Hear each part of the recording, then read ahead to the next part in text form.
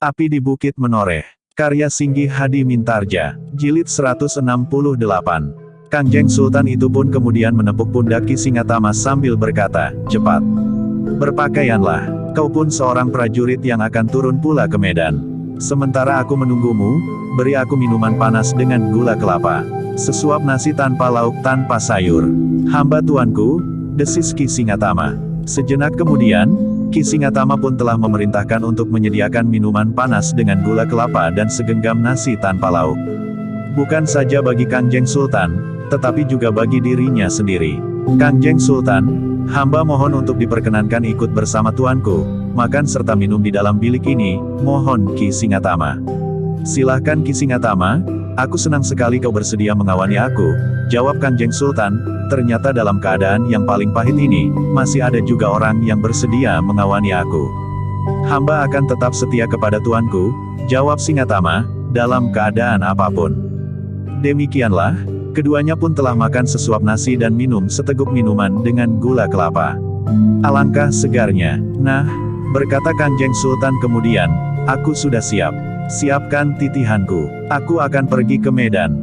Bukankah langit telah menjadi terang? Hamba tuanku, sebentar lagi, tentu akan terdengar suara sangkakala. Dan pertempuran pun akan segera dimulai." Kangjeng Sultan mengangguk-angguk. Katanya, "Aku akan mempersiapkan pasukan pajang sebaik-baiknya." Demikianlah, maka Ki Singatama pun telah memerintahkan untuk memanggil serati gajah yang akan dipergunakan oleh Kangjeng Sultan Hadiwijaya. Dengan wajah pucat serati itu pun kemudian berkata kepada Ki Singatama, "Apakah artinya semuanya ini? Malam tadi, aku melihat Kangjeng Sultan telah mandi keramas dengan air abu merang. Sekarang, sebagai pertanda kesenapatian, Kangjeng Sultan telah mengenakan selempang kelebet berwarna putih. Bukankah yang dipergunakan oleh Kangjeng Sultan itu bukan seharusnya, karena kelebet memang bukan selempang?" Ki Singatama menggelengkan kepalanya sambil menjawab, "Semuanya atas kehendak Kangjeng Sultan sendiri. Aku tidak tahu menahu, apa yang dimaksudkannya." Serati itu pun kemudian menyahut, "Rasa-rasanya hati ini telah membeku. Tetapi baiklah, aku akan memberikan pakaian yang paling baik bagi gajah titihan Kangjeng Sultan itu." Sejenak kemudian, serati itu telah menyiapkan gajah titihan Kangjeng Sultan yang akan dipergunakan maju ke medan perang. Dikenakannya pakaian yang paling baik dan yang paling baru yang dimiliki oleh gajah itu. Dihiasinya dahi, kening dan telinganya sebagaimana akan diarak dalam upacara besar di alun-alun. Namun dalam pada itu, hati serati gajah itu telah menjadi sangat gelisah karena sikap Kangjeng Sultan. Bahkan hampir di luar sadarnya, maka gajah itu pun lebih banyak mengenakan pakaiannya yang paling baik dalam warna keputih-putihan. Dalam pada itu, Mataram pun telah mulai mempersiapkan diri. Raden Sutawijaya yang kurang mengerti maksud ayahandanya itu pun telah menyiapkan pasukan yang paling baik melekat pada induk pasukan, sehingga setiap pasukan itu dapat ditarik memasuki induk pasukan. Sebagian dari pasukan khusus telah diperintahkan untuk bersiap bertempur di induk pasukan, sementara pasukan terbaik dari pasukan pajang di Sangkal Putung, yang berpihak kepada Mataram, sebagian telah dipersiapkan pula. Pasukan yang dipimpin oleh Senapati Muda, Sabung Sari, Raden Sutawijaya sendiri, juga telah mempersiapkan diri di induk pasukannya, meskipun tidak langsung memegang pimpinan yang tetap berada di bawah pimpinan Ki Juru Martani. Namun demikian, Raden Sutawijaya sudah berpesan kepada setiap senapati, bahwa segala sesuatunya akan dapat terjadi. Karena itu, maka mereka harus memperhatikan segala perintah dengan saksama dengan sungguh-sungguh. "Kita harus benar-benar dapat menyesuaikan diri dan mengambil keputusan dengan cepat," berkata Raden Sutawijaya yang memang cemas menghadapi keadaan. Namun dalam pada itu, sebenarnya telah terjadi satu gejolak yang dahsyat di dalam jantung Raden Sutawijaya. Seandainya ayahandanya benar-benar menyerang induk pasukan Mataram, apakah ia akan dapat menjatuhkan perintah kepada pasukan-pasukan yang sudah dipersiapkan untuk melawannya? Apakah Ki Juru Martani akan benar-benar berdiri berhadapan dengan ayahanda angkatnya itu di medan dengan mengadu ilmu dan kemampuan?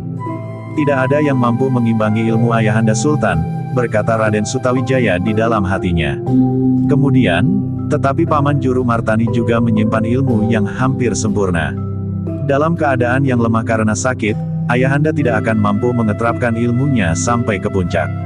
Dan dalam keadaan yang demikian, Ki Juru Martani akan dapat mengimbanginya. Raden Sutawijaya menarik nafas dalam-dalam. Namun dalam pada itu, hatinya pun bergejolak, apakah aku akan dapat melihat salah seorang dari keduanya dikalahkan dalam peperangan?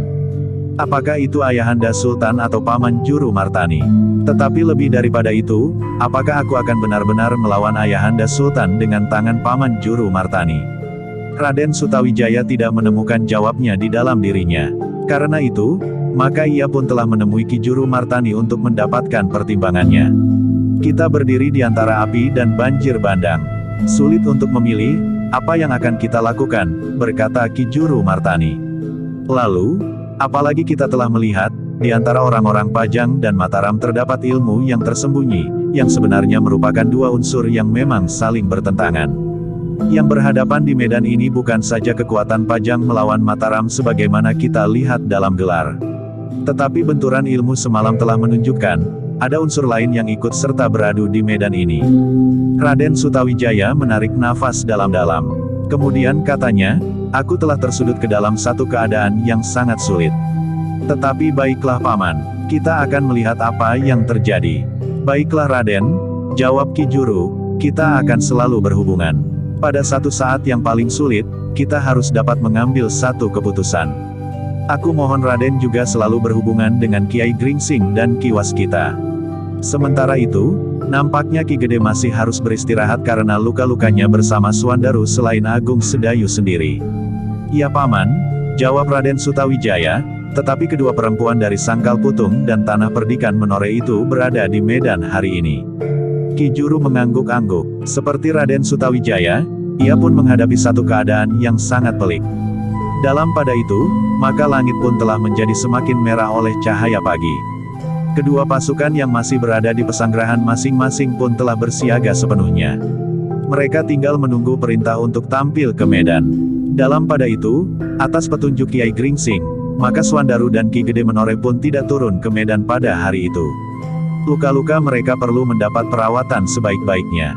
Jika mereka memaksa turun ke medan, mungkin keadaan luka itu akan menjadi sangat buruk. Jika pendarahan tidak dapat dicegah lagi, maka kemungkinan yang pahit akan terjadi. Apalagi Agung Sedayu yang masih harus berbaring di pembaringan, di bawah pengawasan khusus. Namun hari itu Sekar Mirah dan Pandan Wangi akan berada di medan bersama Ki Waskita dan Kiai Gringsing di samping Gelagah Putih dan para pemimpin pasukan khusus dari Mataram yang dipimpin oleh Ki Lurah Beranjangan. Aku titipkan Pandan Wangi dan Sekar Mirah kepada Guru, berkata Swandaru. Aku akan berusaha sebaik-baiknya untuk mengamatinya, Swandaru. Tetapi mereka berdua akan turun ke medan perang dengan segala kemungkinannya, jawab Kiai Gringsing. Swandaru mengangguk-angguk, ia pun menyadari akibat yang dapat terjadi atas keduanya. Namun Swandaru pun mengerti, bahwa baik Pandan Wangi maupun Sekar Mirah memiliki bekal yang cukup untuk turun ke medan. Meskipun demikian Swandaru pun berpesan kepada keduanya, jika lawan bertempur berpasangan, lakukanlah seperti apa yang mereka lakukan, karena mereka sama sekali tidak mempunyai harga diri lagi. Aku dan Ki Gede Menore mengalami kesulitan yang sama. Mereka telah menyerang kami bersama-sama. Baik Kakang, jawab Pandan Wangi dan Sekar Mirah hampir bersamaan. Demikianlah, ketika langit menjadi semakin terang, terdengarlah suara sangkakala yang membelah sepinya langit di pagi hari. Suaranya bergetar, mengumandang menyusur tebing Kali Opak. Namun di telinga beberapa orang Pajang dan Mataram, yang telah dibelit oleh persoalan di dalam dirinya, suara sangkakala itu tidak lagi menggelorakan darah mereka sehingga bagaikan mendidih. Namun yang terdengar adalah rintihan yang menyeruak dari dasar perasaan yang paling dalam. Yang terjadi itu sama sekali bukan yang dikehendaki. Sementara itu, Kangjeng Sultan Hadiwijaya pun telah siap dalam pakaian kebesaran Senapati Agung yang akan turun ke medan. Namun yang tidak dimengerti oleh para pengiringnya kemudian adalah selempang yang dipakainya. Atas perintah Sultan Pajang, maka Ki Singatama diperkenankan mendampinginya di sebelah para senapati pengapit, bersama serati gajah yang akan menjadi kendaraan perang Kangjeng Sultan Hadiwijaya. Dengan pertanda kebesaran Senapati Agung yang langsung di tangan Kangjeng Sultan sendiri, maka iring-iringan pasukan Pajang mulai bergerak meninggalkan pasanggerahan. Di bawah pengaruh seratinya, maka gajah itu pun telah merunduk dan membiarkan Kangjeng Sultan naik ke punggungnya, serta membawanya maju ke medan. Sejenak kemudian kedua pasukan dalam gelarnya masing-masing telah mendekati Kali Opak dari arah yang berlawanan. Tetapi seperti hari-hari sebelumnya, pasukan Mataram akan tetap berada di sebelah barat Kaliopa dan menunggu pasukan Pajang menyerang. Dalam pada itu, seorang senapati Pajang yang tidak begitu dikenal di antara kekuatan Pajang sendiri, mengikuti sikap Kanjeng Sultan dengan saksama. Bahkan dengan ketajaman perhitungannya, ia justru menganggap bahwa sikap Kanjeng Sultan itu akan dapat mengacaukan rencananya. Karena itu, maka ia pun telah memerintahkan semua orang yang berada di bawah pengaruhnya untuk selalu mendengarkan perintahnya. Termasuk pasukan khusus yang kehilangan Ki Tumenggung Prabadaru. Tetapi senapati-senapati bawahannya, ternyata memiliki sikap dan langkah yang sama dengan Ki Tumenggung Prabadaru. Bahkan nampaknya mereka telah dibumbui pula oleh dendam atas kematian pemimpin mereka. Seorang senapati muda yang mendapat perintah dari Kanjeng Sultan untuk menggantikan kedudukan Ki Tumenggung Prabadaru, nampaknya tidak begitu disukai oleh Kakang Panji. Karena itu, maka ia pun telah memerintahkan seorang senapati yang dekat dengan Ki Tumenggung Prabadaru, untuk membayanginya. Sementara itu, senapati-senapati yang lain nampaknya cenderung untuk mematuhi perintah Kakang Panji daripada perintah yang dijatuhkan oleh Kanjeng Sultan Hadiwijaya, meskipun mereka tidak dengan terus terang membantahnya. Dengan demikian, maka orang-orang yang langsung berada di bawah pengaruh Kakang Panji telah mengadakan kesiagaan khusus. Mereka menganggap bahwa saat yang menentukan telah tiba. Mereka tidak mau kehilangan lebih banyak lagi. Menurut perhitungan Kakang Panji, Kanjeng Sultan sengaja mengulur waktu dengan membekukan pasukan di induk gelar dari seluruh kekuatan Pajang. Dengan demikian, maka pasukan Mataram mendapat kesempatan untuk menempatkan seluruh pasukannya pada sayap-sayap kekuatan mereka. Demikianlah, semakin langit menjadi terang, kedua pasukan itu pun menjadi semakin dekat. Perlahan-lahan gajah yang menjadi kendaraan perang Kanjeng Sultan itu pun maju mendekati tebing sungai. Raden Sutawijaya yang berada di induk pasukan yang dipimpin oleh Ki Juru Martani benar-benar menjadi berdebar-debar. Dipandanginya segala macam tanda kebesaran kerajaan Pajang. Umbul-umbul, rontek, panji-panji dan kelebet beraneka warna melekat pada tunggul-tunggul yang menggetarkan. Tunggul-tunggul yang berbentuk cakra, trisula, nanggala, bajra dan wujud-wujud binatang yang perkasa. Turangga, sardula, wanara dan wujud-wujud yang lain. Dalam pada itu, dari arah samping, Kiai Gringsing pun menjadi gelisah. Ki Waskita termangu-mangu memandang pertanda kebesaran itu. Sementara Untara menjadi berdebar-debar, namun kedua pasukan besar itu telah berhadapan. Pasukan Mataram telah berhenti di sebelah barat tebing, sementara pasukan Pajang telah bersiap-siap untuk menyeberangi Kaliopak. Dalam pada itu, Raden Sutawijaya benar-benar menjadi gelisah. Kanjeng Sultan sebentar lagi akan menyeberangi sungai dan naik ke tebing di sebelah barat. Dalam kegelisahan yang memuncak, Raden Sutawijaya itu pun telah bergeser mendekati Ki Juru Martani sambil bertanya, "Apa yang harus aku lakukan sekarang, Paman?" Sebentar lagi, Ayahanda Sultan akan turun ke sungai dan menyeberanginya. Jika Ayahanda naik ke tebing di sebelah barat, lalu apa yang harus aku lakukan? Ki Juru menarik nafas dalam-dalam. Sebenarnya lah bahwa ia pun menjadi gelisah. Dengan nada dalam ia berkata, "Sungguh satu keadaan yang paling sulit yang kita hadapi. Sebenarnya aku tidak pernah merasa gentar menghadapi siapapun juga, apalagi dalam peperangan. Tetapi ketika di hadapanku telah siap Kanjeng Sultan Hadiwijaya, aku menjadi berdebar-debar. Bagaimana sikap Paman dalam keadaan seperti ini?" bertanya Raden Sutawijaya. Dalam pada itu, putra Ki Gede Pasantenan pun telah mendekati Raden Sutawijaya sambil berdesis, "Apa yang akan kita lakukan?" Wajah Ki Juru menjadi tegang. Sementara itu, gajah yang menjadi kendaraan perang Kanjeng Sultan telah mulai menuruni tebing. Namun dalam pada itu, beberapa orang menjadi cemas. Kanjeng Sultan Hadiwijaya yang dalam keadaan sakit itu tiba-tiba berdesis sambil memegangi keningnya. "Ayahanda," Pangeran Benawa menjadi cemas melihat keadaan ayahandanya yang berada di punggung gajah, justru pada saat gajah itu menuruni tebing. "Aku tidak apa-apa," jawab Kanjeng Sultan. "Aku siap untuk bertempur. Bagaimana dengan para senapati di sayap pasukan?" "Semuanya sudah siap," jawab Pangeran Benawa. "Bunyikan sangkakala. Aku akan segera menyerang," perintah Kanjeng Sultan. Semua senapati pun harus memberikan perintah kepada prajurit-prajuritnya. Pangeran Benawa termangu-mangu sejenak. Namun sekali lagi terdengar perintah Kanjeng Sultan, perintahkan untuk membunyikan sangkakala.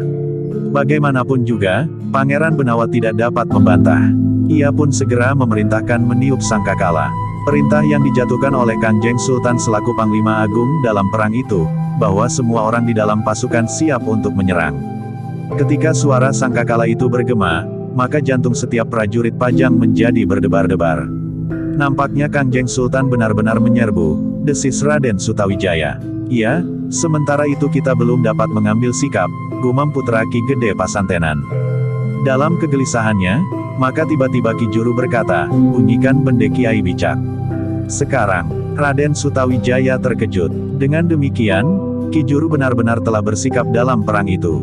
Menang atau kalah, namun keraguan-raguan yang sangat telah mencengkamnya, sehingga Raden Sutawijaya tidak dapat mencegah seorang pengawal yang kemudian berlari-lari ke tempat bende Kiai Bicak itu disimpan. Dalam pada itu, ketika Kangjeng Sultan yang berada di atas punggung yang menuruni tebing perlahan-lahan itu, terkejut pula ketika tiba-tiba saja mendengar gema suara bende Kiai Bicak yang bagaikan melengking membentur ujung-ujung candi yang menjulang tinggi dan kemudian menghantam lereng Gunung Baka yang membujur ke arah timur. Sejenak Kangjeng Sultan menengadahkan kepalanya. Suara itu bergema pula di dalam hatinya. Menurut pengertiannya, jika bende itu berbunyi nyaring, maka pemilik pusaka bende itu akan menang dalam satu peperangan. Tetapi Kangjeng Sultan ternyata tidak menghiraukan suara bende itu. Perlahan-lahan gajahnya maju terus. Ketika gajah itu sudah turun sampai ke tepian, maka mulailah raksasa itu melangkah dengan kakinya yang berat menyeberangi Kali Opak. Orang-orang yang berada di sebelah barat Kali Opak menjadi semakin berdebar-debar. Jika sekali lagi Kangjeng Sultan memerintahkan membunyikan sangkakala, maka pasukan Pajang segelar sepapan dengan sayap-sayapnya yang kuat itu akan segera menyerang. Dalam pada itu, maka seluruh pasukan Pajang telah menuruni tebing. Mereka telah bersiap. Di hari sebelumnya, maka perintah menyerang pun segera datang. Mereka akan berlari ke tebing barat untuk mengambil ancang-ancang dengan pasukan perisai di paling depan, karena pasukan Mataram akan menerima mereka dengan lontaran anak panah dan lembing yang berujung tajam. Tetapi ternyata sangkakala masih belum terdengar. Ketika satu-satu langkah yang berat kendaraan perang Kangjeng Sultan itu melangkahi bebatuan, memasuki arus Kali Opak yang tidak begitu deras, pasukan Pajang justru menjadi gelisah, karena mereka masih belum menerima perintah untuk menyerang. Kita tidak dapat bertempur tanpa ancang-ancang melawan pasukan Mataram yang siap untuk menghujani kita dengan anak panah dan lembing, desis seorang senapati.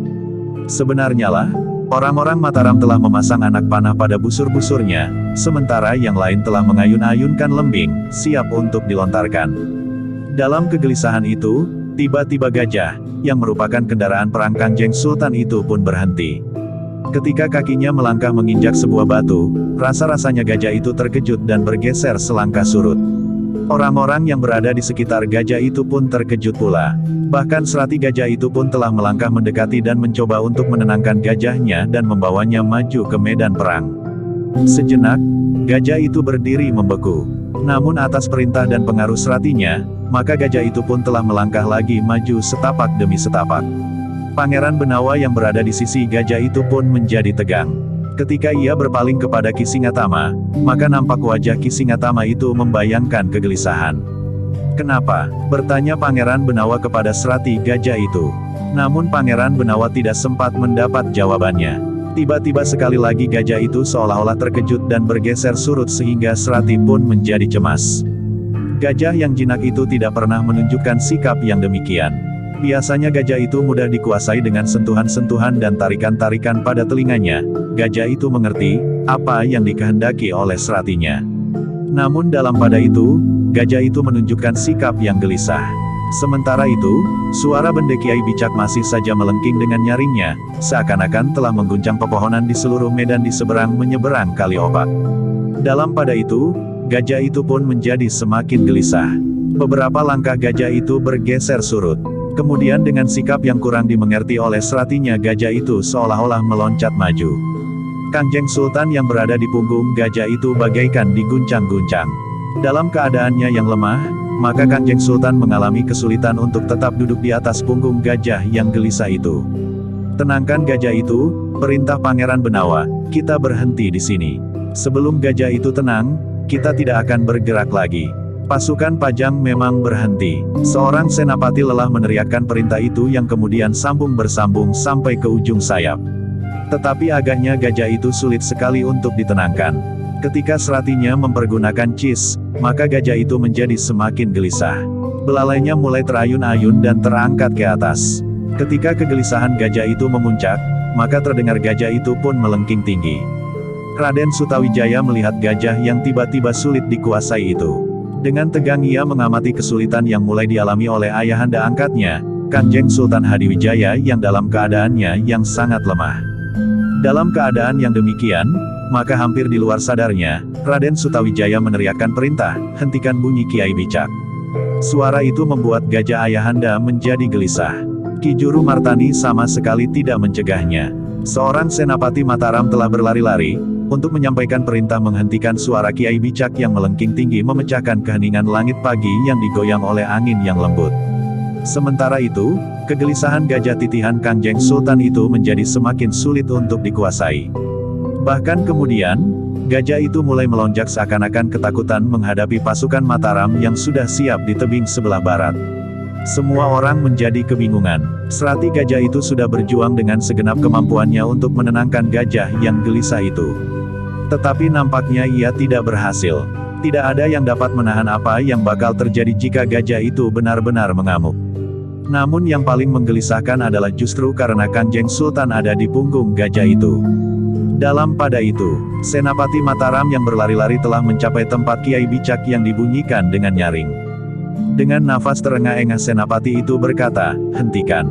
Atas perintah Raden Sutawijaya yang bergelar Senapati Inggalaga. Senapati yang memukul bende Kiai Bicak itu merasa heran atas perintah itu. Sehingga ia masih juga bertanya, sementara tangannya masih juga memukul Kiai Bicak. Kenapa Senapati Inggalaga memerintahkan menghentikan bunyi bende ini? "Hentikan." Gajah Kanjeng Sultan tidak tahan mendengar lengking suara bende ini, sehingga gajah itu hampir mengamuk karenanya, sementara Kanjeng Sultan ada di punggung gajah itu, jawab Senapati yang membawa perintah Senapati Inggalaga. Perintah itu masih juga meragukan. Kanjeng Sultan Hadiwijaya adalah Panglima Agung pasukan lawan. Apa sebabnya? Maka Raden Sutawijaya justru menjadi cemas karena gajah yang menjadi kendaraan perang Panglima Agung pasukan lawan itu kehilangan kendali. Namun dalam keraguan-raguan itu, ia mendengar Senapati yang membawa perintah Senapati Inggalaga itu mengulangi, "Dengar. Atas perintah Raden Sutawijaya yang bergelar Senapati Inggalaga, hentikan bunyi bende Kiai Bicak." Perintah itu memang cukup meyakinkan. Karena itu, maka Senapati itu pun menarik nafas dalam-dalam sambil menghentikan ayunan tangannya, sehingga suara bende itu pun telah terhenti pula. Namun Senapati itu terlambat. Gajah yang menjadi kendaraan perang Sultan Hadiwijaya yang gelisah itu telah melonjak sekali lagi. Lebih keras, sehingga yang tidak diinginkan itu telah terjadi. Kanjeng Sultan Pajang yang dalam keadaan lemah oleh sakitnya yang parah, telah terlempar dari punggung gajah yang tidak dapat dikendalikannya itu. Tubuh Kanjeng Sultan Hadiwijaya itu terbanting di atas bebatuan Kali Opak.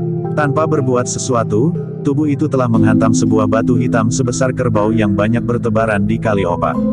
Memang luar biasa. Benturan yang terjadi antara tubuh Kanjeng Sultan Hadiwijaya dan batu hitam itu telah mengejutkan orang-orang yang menyaksikannya. Batu hitam itu tiba-tiba telah terbelah menjadi beberapa bongkah yang pecah berserakan.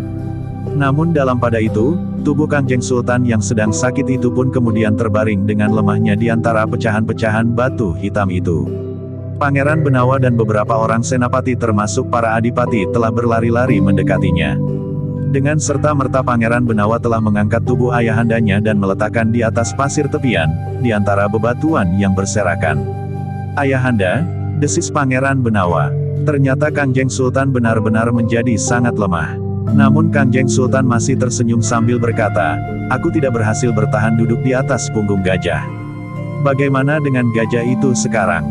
Pangeran Benawa berpaling ke arah gajah yang menjadi kendaraan perang Kanjeng Sultan. Seratinya yang telah berjuang dengan segenap kecakapannya menguasai gajah itu, akhirnya berhasil menenangkannya. Sementara itu suara bende Kiai Bicak telah tidak lagi terdengar. Tiba-tiba saja tangan Pangeran Benawa menjadi bergetar. Kemarahannya melonjak sampai ke ujung ubun-ubunnya. Gajah itu telah melemparkan ayahandanya yang sedang sakit itu menimpa sebuah batu. Meskipun ayahandanya ternyata masih juga seorang yang memiliki ilmu kanuragan yang luar biasa, sehingga batu itu telah pecah, namun keadaan ayahandanya menjadi semakin buruk. Ketika Pangeran Benawa kemudian berdiri, terdengar suara ayahandanya, "Benawa, apa yang akan kau lakukan?" Gajah keparat, geramnya. Tetapi Kangjeng Sultan yang lemah itu justru tertawa. Namun betapa lemahnya suara tertawa itu. Katanya di sela-sela tertawanya, akan kau apakan gajah itu? Aku percaya bahwa dengan tanganmu kau akan dapat membunuhnya. Tetapi gajah itu tidak lebih dari seekor binatang. Ia tidak sadar akan apa yang dilakukannya. Ia sama sekali tidak sengaja dan berniat untuk mencelakai aku. Jantung Pangeran Benawa yang menggelegar oleh kemarahannya, justru telah tersentuh oleh kata-kata ayahandanya. Gajah itu tidak lebih dari seekor binatang. Karena itu, maka Pangeran Benawa pun telah menarik nafas dalam-dalam. Namun dalam pada itu, kecelakaan yang terjadi itu telah menghentikan segala gerak pasukan Pajang. Semua senapati telah memerintahkan pasukan Pajang untuk tetap berada di tempat. Meskipun mereka tidak boleh meninggalkan kewaspadaan, namun mereka pun menjadi berdebar-debar melihat satu kenyataan, bahwa Kangjeng Sultan Hadiwijaya telah jatuh dari punggung gajahnya. Pada saat yang demikian, Raden Sutawijaya hampir saja meloncat berlari ke arah ayahandanya yang terjatuh dari punggung gajahnya. Namun dengan cepat Ki Juru lelah memegang lengannya sambil berkata, "Kau akan kemana, Angger?" Raden Sutawijaya tertegun sejenak, namun kemudian sambil menarik nafas ia berkata, "Ayahanda Sultan jatuh dari punggung gajah itu, Paman." Ya, tetapi yang berada di sekitar Ayahanda Angger Senapati Inggalaga adalah para senapati Pajang. Sedangkan Angger adalah panglima pasukan Mataram yang sedang berperang melawan Pajang, berkata Ki Juru Martani. Raden Sutawijaya yang bergelar Senapati Inggalaga itu termangu-mangu. Ia sadar bahwa ia adalah panglima pasukan Mataram yang sedang berperang melawan Pajang. Namun di bawah tebing, di Kali Opak, ayahandanya terbaring dalam keadaan yang sulit. Dalam kebimbangan itu, Ki Juru Martani berkata pula, "Angger Sutawijaya, jika dalam keadaan yang demikian terjadi sesuatu atas Angger, atau justru karena Angger mempertahankan diri telah melakukan sesuatu atas orang Pajang, maka ayahanda Angger yang dalam keadaan yang parah itu akan menjadi semakin kecewa." Raden Sutawijaya memandang orang-orang Pajang yang mengerumuni ayahandanya, Kangjeng Sultan Hadiwijaya dengan jantung yang berdegupan. Bahkan dengan suara sendat ia berkata, "Aku yakin, bahwa ayahanda tidak jatuh dari punggung gajah itu." "Apa yang terjadi menurut penglihatan Angger?" bertanya Ki Juru Martani. "Ayahanda membiarkan dirinya terjatuh dari punggung gajah itu," jawab Raden Sutawijaya, "kemudian membiarkan dirinya berada dalam keadaan yang parah." "Kenapa Angger berpendapat demikian?" bertanya Ki Juru pula. "Jika ayahanda menghendaki, ayahanda akan dapat menghentikan kegelisahan gajah itu. Jika terpaksa, ayahanda akan dapat menghentikannya dengan kekerasan," jawab Raden Sutawijaya pula. "Lalu, tetapi ayahanda membiarkan gajah itu dalam keadaan gelisah dan membiarkan dirinya terjatuh dari punggung gajah itu." Ki Juru menarik nafas dalam-dalam. Bahkan kemudian ia pun mengangguk-angguk kecil. Memang Kangjeng Sultan dapat memukul kepala gajah itu sehingga gajah itu akan mati, seandainya gajah itu benar-benar tidak dapat ditenangkan. Bahkan Ki Juru itu pun kemudian bertanya di dalam dirinya, bagaimana mungkin Kangjeng Sultan Hadiwijaya yang bernama Mas Karebet di masa mudanya itu dapat jatuh dari punggung gajah seperti sepotong balok kayu, meskipun masih juga sempat membuat orang yang melihatnya menjadi tergetar, karena sebongkah batu hitam yang ditimpanya telah pecah. Justru karena itu, maka Ki Juru itu pun mulai memperhitungkan keadaan perang itu dalam keseluruhan sebagaimana dihadapinya saat itu, setelah Kangjeng Sultan terjatuh dari punggung gajah. Untuk beberapa saat kedua pasukan sama sekali tidak bergerak. Pasukan Pajang telah membeku di tempatnya, sementara pasukan Mataram pun berhenti menunggu, meskipun kedua belah pihak tetap bersiaga menghadapi segala kemungkinan. Dalam pada itu, orang-orang yang mengerumuni Kangjeng Sultan menjadi cemas. Mereka melihat keadaan Sultan Hadiwijaya semakin memburuk. Nafasnya menjadi sesak dan terengah-engah. "Ayahanda," berkata Pangeran Benawa kemudian, "izinkanlah hamba membawa ayahanda kembali ke Pasanggerahan." Kangjeng Sultan memandang Pangeran Benawa sekilas. Kemudian memandang beberapa orang senapati yang berjongkok pula di sekitarnya. Baru sejenak kemudian, Kangjeng Sultan itu berkata dengan nada yang dalam, "Baiklah Benawa. Aku akan beristirahat barang sejenak di Pasanggerahan." Namun dalam pada itu, seorang senapati telah berkata, "Sementara itu Kangjeng Sultan, perkenankanlah Kangjeng Sultan memerintahkan pasukan Pajang untuk menggempur Mataram." Jawaban Kangjeng Sultan memang mengecewakan senapati itu. Katanya, "Aku tidak dapat memimpin sendiri pasukan Pajang hari ini. Perintahkan mereka mundur. Aku akan membuat pertimbangan-pertimbangan lebih lanjut." Namun ketika beberapa orang termangu-mangu, Pangeran Benawa menegaskan perintah itu, kalian telah mendengar.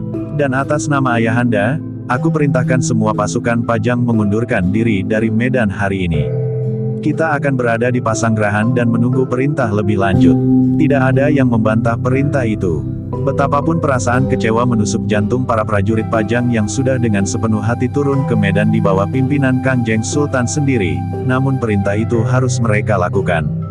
Namun dalam pada itu, seorang senapati yang dikenal oleh beberapa orang bernama Kakang Panji berkata dengan wajah membara menahan perasaannya, aku memang sudah menduga, akan terjadi permainan seperti ini.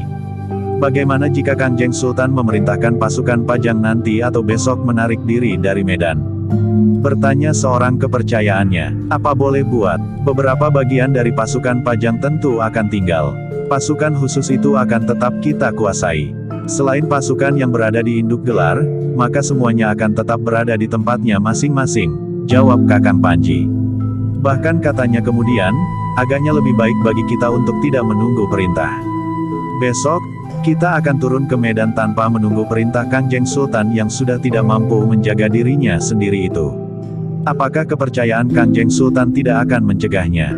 Bertanya kepercayaannya, kita akan bergerak cepat, kita akan turun lebih pagi tanpa tanda dan isyarat apapun. Kita langsung menyerbu pasukan Mataram seandainya mereka belum bersiaga sekalipun. Tidak ada aturan yang dapat mengikat kita dalam keadaan yang gawat seperti ini. Seandainya mereka menganggap bahwa kita telah melanggar pageran perang, maka mereka tidak akan dapat menghukum kita. Karena kita memang sudah berada dalam keadaan perang, berkata Kakang Panji kemudian. Kepercayaannya itu pun mengangguk-angguk. Ia mengerti, bahwa tidak ada pilihan lain. Bahkan setelah Mataram hancur, kemungkinan lain dapat terjadi. Mungkin pasukan Kakang Panji itu harus juga menggempur pasukan Pajang itu sendiri. Demikianlah, pada hari itu, akhirnya pasukan Pajang telah bersiap-siap untuk menarik diri. Betapapun mereka digigit oleh perasaan kecewa, tetapi mereka harus mematuhi perintah itu. Dalam pada itu, pasukan Mataram yang termangu-mangu masih berada di tempatnya. Di kedua sayap pasukan itu, para senapati mengamati keadaan dengan jantung yang berdebaran. Untara yang berada di ujung pasukannya, menahan gejolak perasaannya yang bagaikan menghentak-hentak di dadanya. Ia pernah menghadap Kangjeng Sultan itu dengan cara yang khusus, sehingga ia pun sedikit atau banyak, dapat meraba apa yang sebenarnya telah terjadi. Sementara itu, Kiai Gringsing dan Ki Waskita menyaksikan semua peristiwa itu dengan tegang. Namun kedua orang tua itu pun berusaha untuk menilai peristiwa itu bukan saja menilik dari penglihatan mata wadaknya.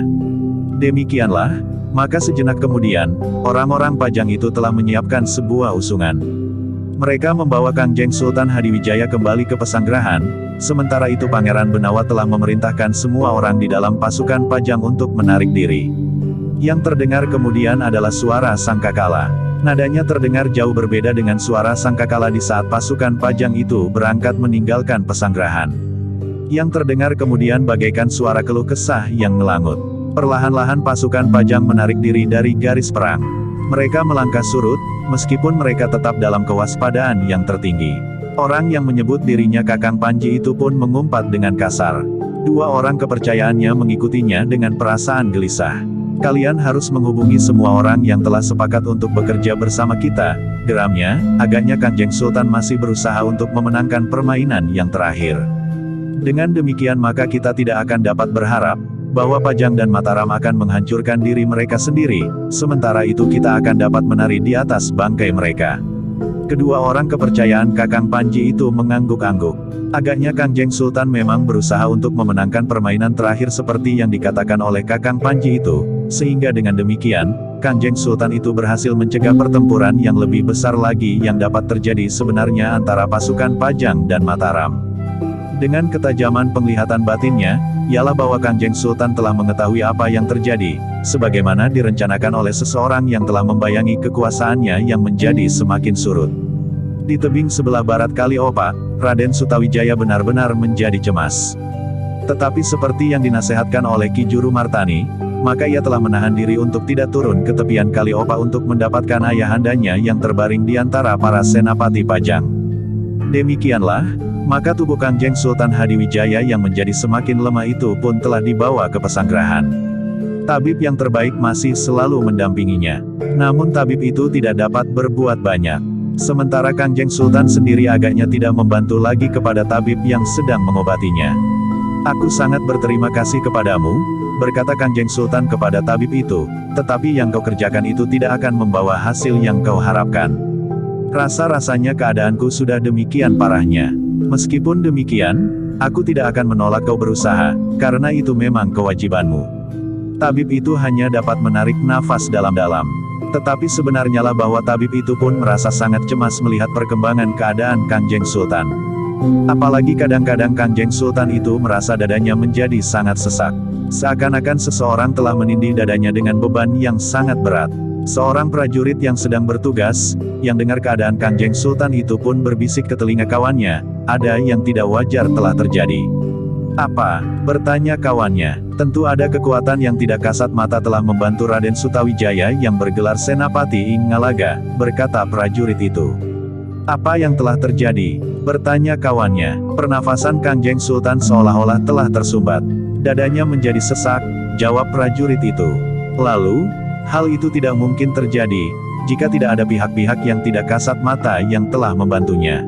Mungkin dengan mengganggu pernafasan Kangjeng Sultan atau dengan menindih dadanya dengan beban yang berat atau sesuatu yang juga dapat menyebabkan jatuh dari punggung gajah." Kawannya mengangguk-angguk. Katanya, "Mungkin sekali, gajah yang jinak itu tiba-tiba saja telah menjadi liar." Namun kawannya yang lain berkata, "Suara bende Kiai Bicak itu sangat mengganggu telinga gajah itu." "Ah," jawab prajurit yang pertama, "suara bende itu hanya sekedar isyarat kemenangan. Tetapi tentu ada sebab lain untuk mencapai kemenangan itu bagi orang-orang Mataram." Kawan-kawan tidak menjawab. Namun ternyata cerita prajurit yang dengar, keadaan Kangjeng Sultan itu telah merambat dari telinga ke telinga, sehingga para prajurit Pajang pun kemudian seakan-akan telah mendapatkan satu penjelasan resmi, bahwa sesuatu yang tidak kasat mata telah terjadi atas Kangjeng Sultan. Dadanya bagaikan dibebani oleh kekuatan yang sangat besar. Bahkan mungkin dada Kangjeng Sultan telah dihantam oleh kekuatan yang tidak terlawan oleh perisai ilmu Kangjeng Sultan yang tidak ada duanya itu. Berkata seseorang yang kemudian telah mengembangkan cerita itu semakin lama semakin besar. Namun yang sebenarnya terjadi adalah, bahwa keadaan Kangjeng Sultan memang menjadi semakin sulit. Dengan jantung yang berdebaran Pangeran Benawa menunggui ayahandanya tanpa beringsut. Sementara ia memerintahkan pengawasan yang sangat ketat di sekitar pesanggerahan. Pangeran Benawa sama sekali tidak mencemaskan bahwa pasukan Mataram akan mempergunakan saat yang sulit itu dengan menyerang dan mendesak pasukan Pajang mundur. Tetapi Pangeran Benawa justru cemas, bahwa ada pihak-pihak dari Pajang sendiri yang tidak puas melihat keadaan itu dan mengambil sikap yang bertentangan dengan sikap Kangjeng Sultan itu sendiri, justru dalam keadaan yang sulit. Karena Pangeran Benawa pun telah melihat kemungkinan yang demikian, maka ia telah memerintahkan pasukan khusus pengawal raja untuk bertindak tegas terhadap siapapun juga yang mengambil sikap sendiri. Dalam pada itu, para adipati yang menyertai Kangjeng Sultan menjadi sangat cemas melihat keadaan Kangjeng Sultan itu. Sementara itu Pangeran Benawa sedikit demi sedikit berusaha untuk memberikan penjelasan tentang kemungkinan-kemungkinan yang dapat terjadi. "Kita semua akan tetap melakukan segala perintah Ayahanda," berkata Pangeran Benawa. Ternyata bahwa para adipati itu pun tidak mengecewakannya. Mereka memang hanya tunduk kepada segala perintah Kangjeng Sultan, meskipun sebenarnya mereka pun merasa kecewa bahwa mereka tidak melanjutkan rencana mereka pada hari itu, untuk turun ke medan. Namun dengan penjelasan Pangeran Benawa yang memberikan gambaran tentang seluruh keadaan di medan perang itu, serta sikap Kangjeng Sultan sendiri, maka mereka pun berusaha untuk menyesuaikan sikap mereka masing-masing. Tetapi sementara itu, di tempat lain di pesanggerahan pasukan Pajang, Kakang Panji tengah membuat rencananya sendiri dengan orang-orang kepercayaannya. Mereka bertekad untuk menghancurkan pasukan Mataram tanpa induk pasukan. "Selama ini, kekuatan kita tidak terlalu lemah," berkata Kakang Panji. "Lalu, bukankah selama ini induk pasukan itu juga tidak berbuat apa-apa? Jika besok kita turun tanpa menunggu kesiapan pasukan Mataram, maka kita akan dapat mematahkan perlawanan mereka dengan memanfaatkan kejutan pada benturan pertama. Aku akan memberikan perintah itu," berkata kepercayaannya. "Bodoh kau," geram Kakang Panji, "jika kau berikan perintah itu sekarang, maka orang-orang Mataram akan mendengarnya. Mungkin ada 1-2 orang di antara kita yang berkhianat atau mereka memang petugas-petugas sandi dari Mataram. Jadi, bertanya kepercayaannya, besok pagi-pagi sebelum fajar, tidak ada waktu bagi mereka untuk menyampaikan laporan kepada orang-orang Mataram, jawab Kakang Panji. Kepercayaannya itu mengangguk-angguk, katanya, baiklah, dengan demikian, sehari ini kita akan beristirahat. Sehari semalam, jawab Kakang Panji. Tetapi kemudian katanya, namun besok pagi-pagi kita akan bekerja sangat berat. Kau tahu, bahwa di Mataram ada orang yang mampu mengganggu ilmuku pada saat aku berusaha membantu Ki Tumenggung Prabadaru. Aku tidak yakin bahwa hal itu dilakukan oleh Raden Sutawijaya yang bergelar Senapati Inggalaga. Sehingga karena itu, maka ada paling sedikit 2 orang yang harus diperhitungkan dengan cermat. Jika besok aku berhadapan dengan Raden Sutawijaya, maka orang itu harus mendapat pengamatan yang ketat. Harus ada orang lain yang untuk sementara menghadapinya sebelum aku menyelesaikan Raden Sutawijaya. Maksud Kakang Panji, apakah 1 atau 2 orang harus berusaha menemukan dan mencegah orang yang telah mengganggu ilmu Kakang Panji itu untuk mengulanginya lagi? Bertanya kepercayaannya, ya, mungkin lebih dari 2 orang yang harus menghadapinya, jawab Kakang Panji, menilik ilmunya, maka kau memerlukan paling sedikit 3 orang untuk mengurungnya dalam putaran pertempuran. 3 orang yang memiliki ilmu yang matang yang berbeda jenisnya, sehingga ketiganya akan dapat melengkapi menghadapi orang yang jarang ada duanya sekarang ini. Karena sebenarnya lah orang itu benar-benar orang yang sangat berbahaya. Orang yang tentu mempunyai sangkut paut dengan jalur perguruanku sendiri. Jadi siapakah yang akan ditunjuk? Bertanya kepercayaannya, kita mempunyai waktu 1 hari 1 malam untuk memikirkannya. Besok menjelang dini hari, kita akan berbincang lagi, jawab Kakang Panji. Kepercayaannya itu tidak mendesaknya lagi. Namun kemudian katanya, baiklah. Sekarang aku akan melihat-lihat keadaan. Ada beberapa orang yang memiliki ilmu yang mapan di medan ini sekarang. Seorang di antara mereka masih belum turun langsung ke medan selama ini. Gila, masih juga yang bermalas-malasan. Jika ia turun kemarin, mungkin ia akan dapat merubah keadaan. Mungkin bukan hanya Ki Gede Menoreh, Suandaru saja yang dapat dilukai. Tetapi juga orang-orang lain. Mungkin orang yang disebut Kiai Gringsing atau yang bernama Ki Waskita. Mungkin kedua perempuan yang memiliki ilmu yang mendebarkan itu pula, yang mampu mengimbangi para senapati pilihan dari Pajang, geram Kakang Panji. Ia baru datang menjelang pagi. Tetapi ia sengaja tidak turut campur ketika ia tahu, bahwa Kanjeng Sultan akan turun ke medan hari ini, jawab kepercayaannya. Kakang Panji memandang kepercayaannya itu dengan wajah yang tegang. Namun kemudian katanya, apakah yang kau maksud Ki Ajar Jatisrana? Ya, jawab kepercayaannya. Kaulah yang gila, gumam Kakang Panji, aku memanggilnya secara khusus. Karena itu, maka baru menjelang pagi hari ini ia datang. Aku mempunyai pembicara tersendiri, tetapi apakah ia tidak dapat menghadapi orang yang Kakang Panji maksudkan itu? Bertanya kepercayaannya, aku akan berbicara dengan orang itu, jawab Kakang Panji, mungkin ia akan dapat membantu. Tetapi orang itu tidak akan dapat berdiri sendiri menghadapi orang yang memiliki ilmu yang gegirisi itu, karena tingkat kemampuannya memang masih berada di bawahi kemampuan Senapati Inggalaga. Kepercayaannya itu pun mengangguk-angguk. Namun ia pun kemudian meninggalkan orang yang disebut Kakang Panji itu. Ditelusurinya pasanggerahan orang-orang Pajang yang pada hari itu ternyata tidak perlu turun ke medan. Mereka seakan-akan telah mendapatkan waktu untuk beristirahat. Hari itu mereka hanya akan makan dan tidur saja sepanjang hari. Namun demikian, membayang ketegangan yang mencengkam di induk pasukan. Keadaan Kanjeng Sultan memang menjadi gawat. Sementara itu para pengawal khusus telah berjaga-jaga dengan cermatnya. Setiap orang yang memasuki lingkungan pasanggerahan Kanjeng Sultan mendapat pengamatan yang ketat. Tidak setiap orang, meskipun prajurit Pajang sendiri, diperkenankan memasuki lingkungan pasanggerahan Kanjeng Sultan. Dalam pada itu, selagi para senapati tertinggi Pajang menunggui tabib yang berusaha mengobati Kanjeng Sultan, maka Kakang Panji telah melakukan kegiatannya sendiri. Dengan orang-orang yang paling dipercaya saja, Kakang Panji menentukan rencananya. Dengan tidak banyak diketahui orang, maka ia sudah berbicara dengan orang-orang terpenting yang berdiri di pihaknya, termasuk beberapa senapati terpenting dari pasukan khusus yang telah terlepas dari kendali para senapati Pajang sendiri. Demikianlah, seperti yang diinginkan Kakang Panji, maka mereka sepakat untuk di hari berikutnya, turun ke medan pagi-pagi benar justru sebelum orang-orang Mataram bersiap sepenuhnya. Mereka tidak perlu terlalu setia kepada pageran peperangan, karena tidak akan ada kekuatan yang akan dapat menghukum mereka. Jika kita berhasil memanfaatkan benturan pertama dengan pasukan yang tidak siap itu, maka untuk selanjutnya kita akan dengan mudah dapat menghancurkan mereka. Kita tidak akan mengganggu pasukan induk mereka yang tentu tidak akan segera dapat menyesuaikan diri. Kita akan menyerang dan menyekat batas antara sayap-sayap dengan induk pasukan, sehingga kita akan menutup setiap kemungkinan hubungan antara sayap-sayap pasukan mereka dengan induk pasukan, berkata Kakang Panji. Bukan pekerjaan yang mudah.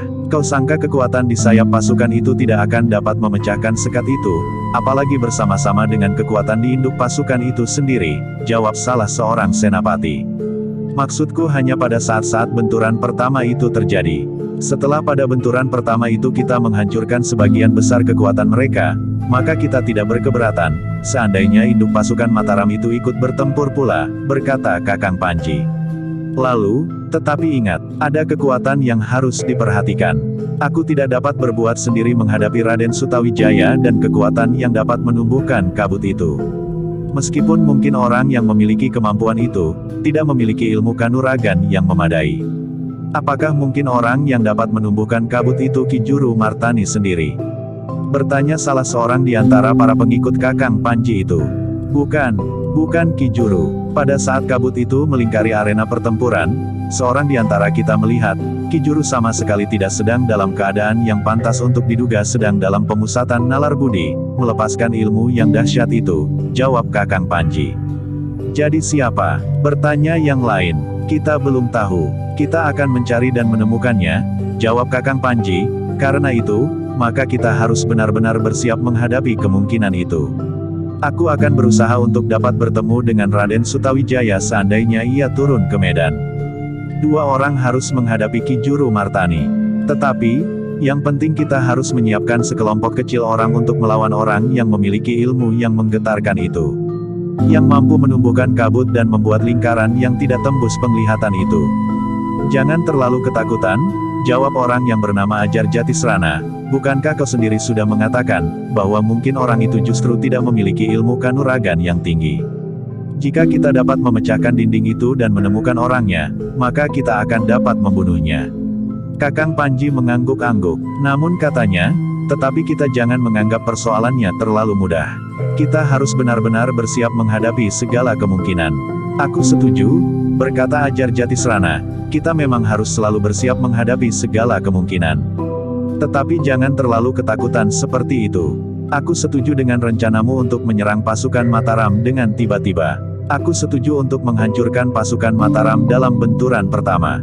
Namun kemudian aku kurang sependapat, bahwa kau terpaksa harus menganjurkan agar kami membentuk kelompok-kelompok kecil untuk menghadapi Ki Juru Martani, menghadapi orang yang mampu menumbuhkan kabut atau orang yang manapun juga, seolah-olah kami adalah anak-anak yang belum dapat melihat kenyataan tentang olah kanuragan. Aku hanya ingin berhati-hati, sahut Kakang Panji, mungkin kalian masih belum mengetahui dengan pasti, kemampuan Raden Sutawijaya yang bergelar Senapati Inggalaga. Aku tahu, jawab Ajar Jatisrana, karena itu, kami sependapat bahwa kau akan menghadapinya. Tetapi yang lain tidak akan memiliki ilmu seperti Raden Sutawijaya. Sudah aku sebut, Ki Juru Martani harus diperhitungkan. Tetapi terlebih-lebih lagi orang yang telah menggagalkan usahaku membantu Ki Tumenggung Prabadaru dalam perang tanding melawan Agung Sedayu dengan serangan pada indera penciumannya. Tetapi seseorang mengetahui kelemahan ilmuku, sehingga orang itu dengan sengaja telah menutup penglihatanku atas Agung Sedayu dengan kabut. Jawab Kakang Panji, aku tidak mau usahaku kali ini gagal seperti yang sudah berulang kali terjadi. Justru karena kita terlalu menyombongkan diri. Para pengikut dan orang-orang yang berpihak kepada Kakang Panji itu tidak menjawab lagi. Mereka mengerti maksud Kakang Panji, meskipun rasa-rasanya Kakang Panji menganggap mereka masih bersifat kekanak-kanakan di medan. Tetapi kegagalan-kegagalan yang pernah dialaminya telah membuatnya terlalu berhati-hati. Demikianlah, setelah memberikan beberapa pesan Kakang Panji telah mengakhiri pertemuan itu dengan mengemukakan harapan-harapannya. Katanya, kali ini adalah kesempatan yang paling memungkinkan kita mencapai tujuan kita. Jika kali ini gagal, maka kesempatan yang lain akan menjadi semakin buruk. Mataram mungkin akan mendapat kesempatan untuk lebih memperkuat kedudukannya, sehingga kita akan mengalami kesulitan untuk dapat berbuat sesuatu yang berarti. Akhirnya pertemuan yang khusus itu pun memberikan beberapa kemungkinan di hari berikutnya. Kakang Panji telah menentukan beberapa langkah yang akan mereka ambil dan mereka pun telah menentukan beberapa jenis isyarat pada saat-saat mereka akan bertindak. Dengan penuh kesungguhan Kakang Panji berpesan, bahwa yang mereka bicarakan adalah satu rahasia yang sangat besar. Orang-orang Mataram sama sekali tidak boleh mendengar, karena dengan demikian maka Mataram akan sempat bersiap-siap menghadapi benturan yang diharapkan akan dapat menentukan kemungkinan selanjutnya dari pertempuran itu. Para pengikut dan orang-orang yang berpihak kepada Kakang Panji itu pun mengerti pula.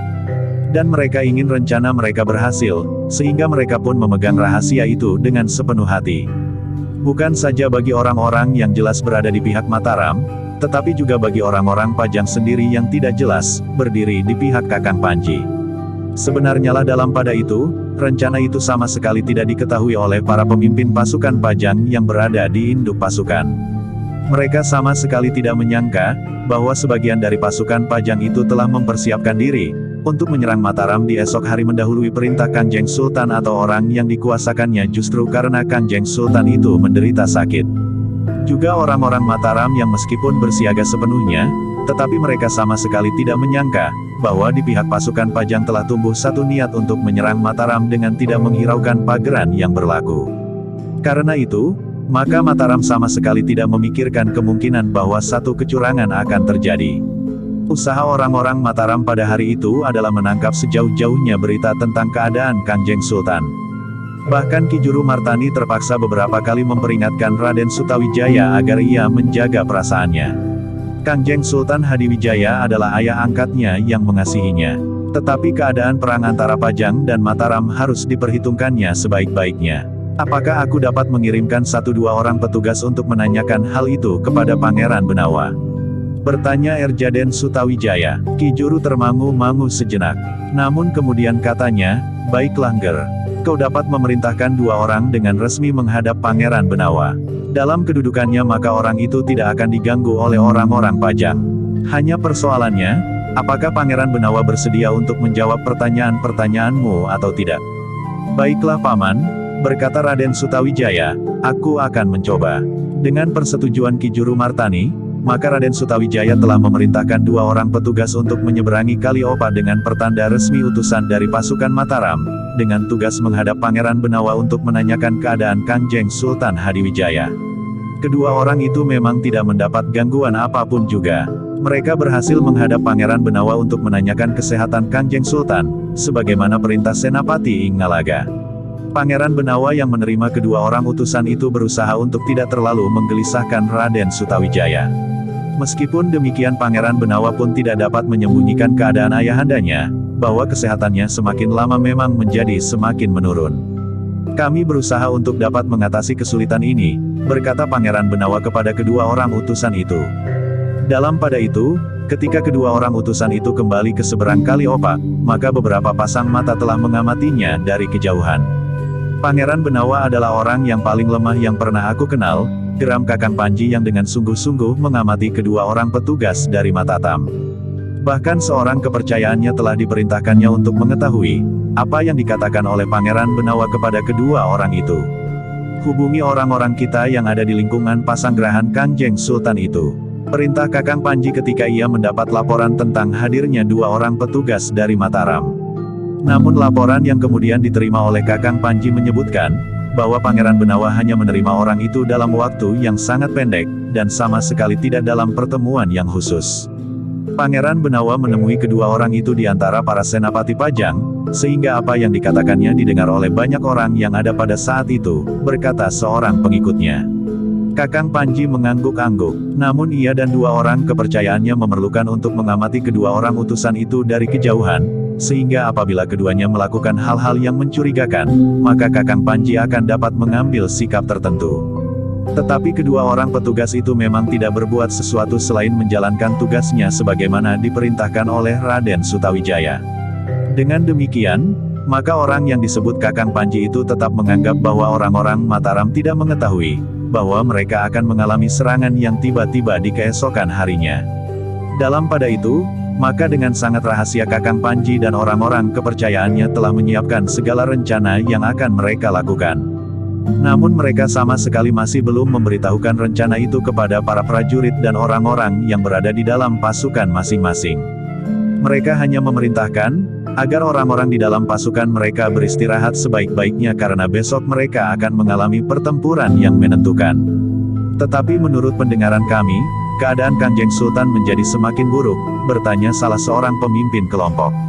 Ya, itulah sebabnya besok kita harus dapat menentukan segala-galanya agar segala sesuatunya masih dapat disaksikan oleh Kangjeng Sultan, jawab senapatinya.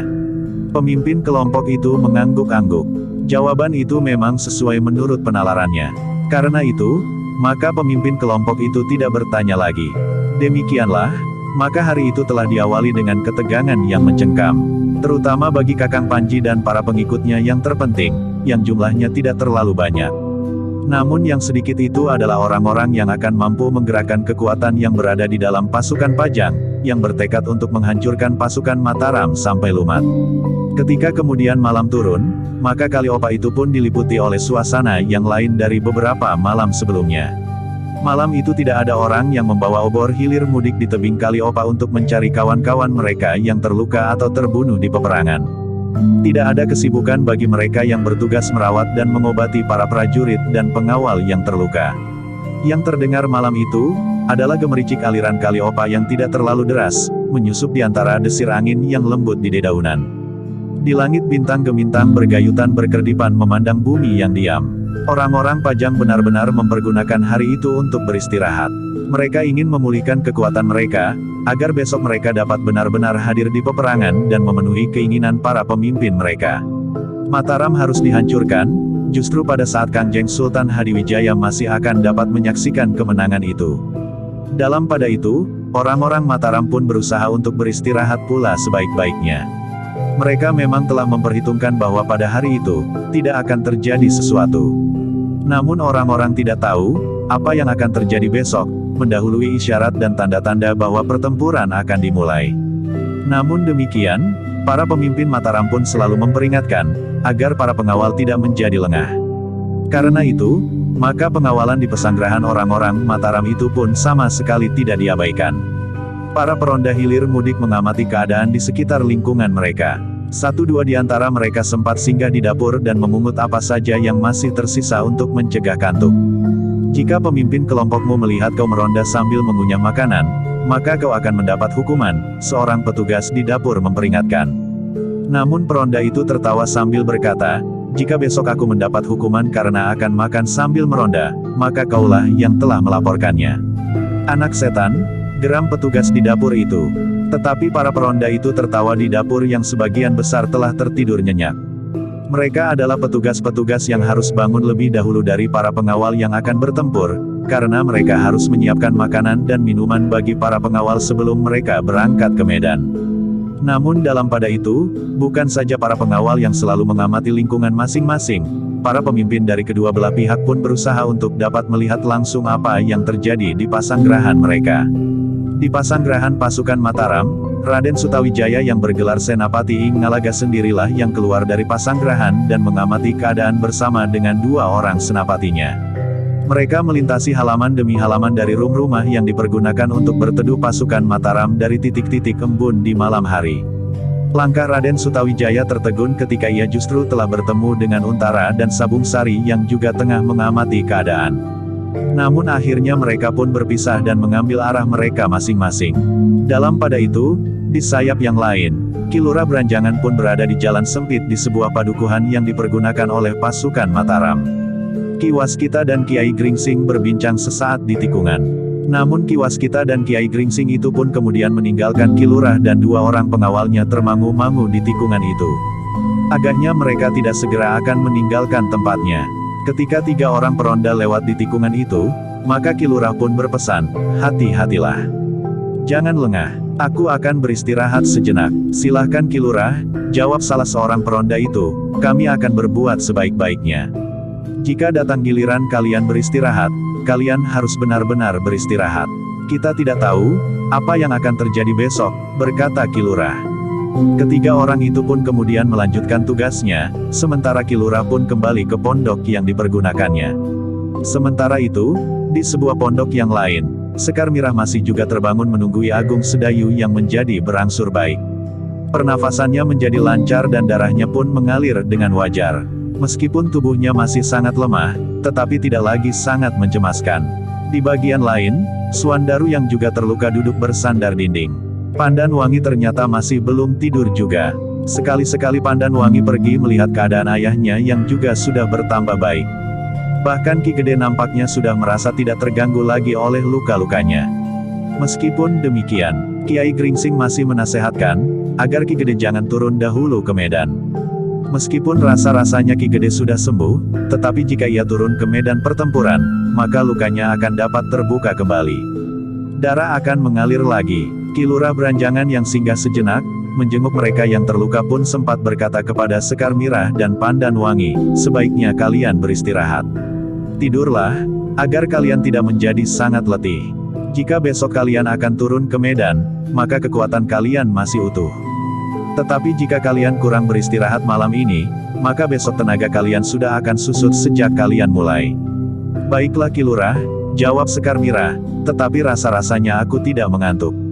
Cobalah untuk tidur, berkata Ki Lurah pula. Sepeninggal Ki Lurah, maka Sekar Mirah dan Pandan Wangi pun telah mencoba untuk berbaring. Mereka sependapat dengan Ki Lurah. Jika mereka tidak tidur sama sekali, maka tenaga mereka akan susut sejak mereka mulai ke medan. Sedangkan perang akan berlangsung tanpa mengingat keadaan seseorang. Ujung senjata yang tidak pernah memilih korbannya tidak menghiraukan sama sekali, apakah seseorang sudah kehilangan kemampuan untuk melawan atau tidak.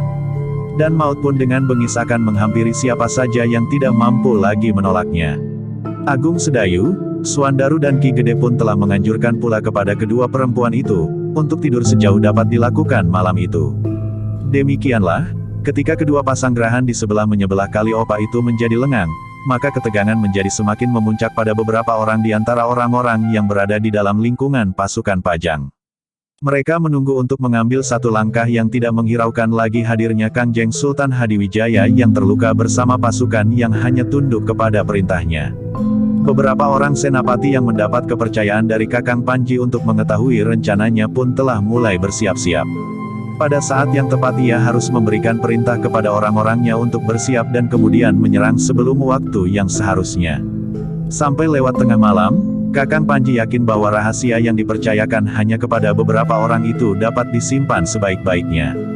Karena itu, maka ia pun yakin bahwa sampai saatnya, orang-orang Mataram akan mengalami satu kejutan yang tidak akan teratasi. Malapetaka akan menimpa mereka dan pasukannya pun akan terkoyak dan hancur berkeping-keping. Karena itu, maka Kakang Pauji pun merasa perlu untuk beristirahat barang sejenak. Tetapi ia masih juga berpesan dengan sungguh-sungguh, agar beberapa orang kepercayaannya selalu mengawasi keadaan. Tidak seorang pun boleh menyeberang Kali Opa. Siapapun mereka, jika perlu, maka kepercayaannya itu harus melaporkannya kepada Kakang Panji, jika mereka tidak dapat mengatasinya sendiri. Namun usaha menyusupkan rahasia itu ke pasukan Mataram harus benar-benar dicegah. Dengan demikian maka kepercayaan Kakang Panji itu pun telah berusaha sebaik-baiknya untuk mencegah kemungkinan yang tidak dikehendaki itu. Namun dalam pada itu, bagaimanapun juga rapatnya Kakang Panji menyimpan rahasianya, namun ada juga seseorang di antara mereka yang mendapat kesempatan untuk mendengar rencananya itu adalah orang yang tetap setia kepada Kangjeng Sultan Hadiwijaya.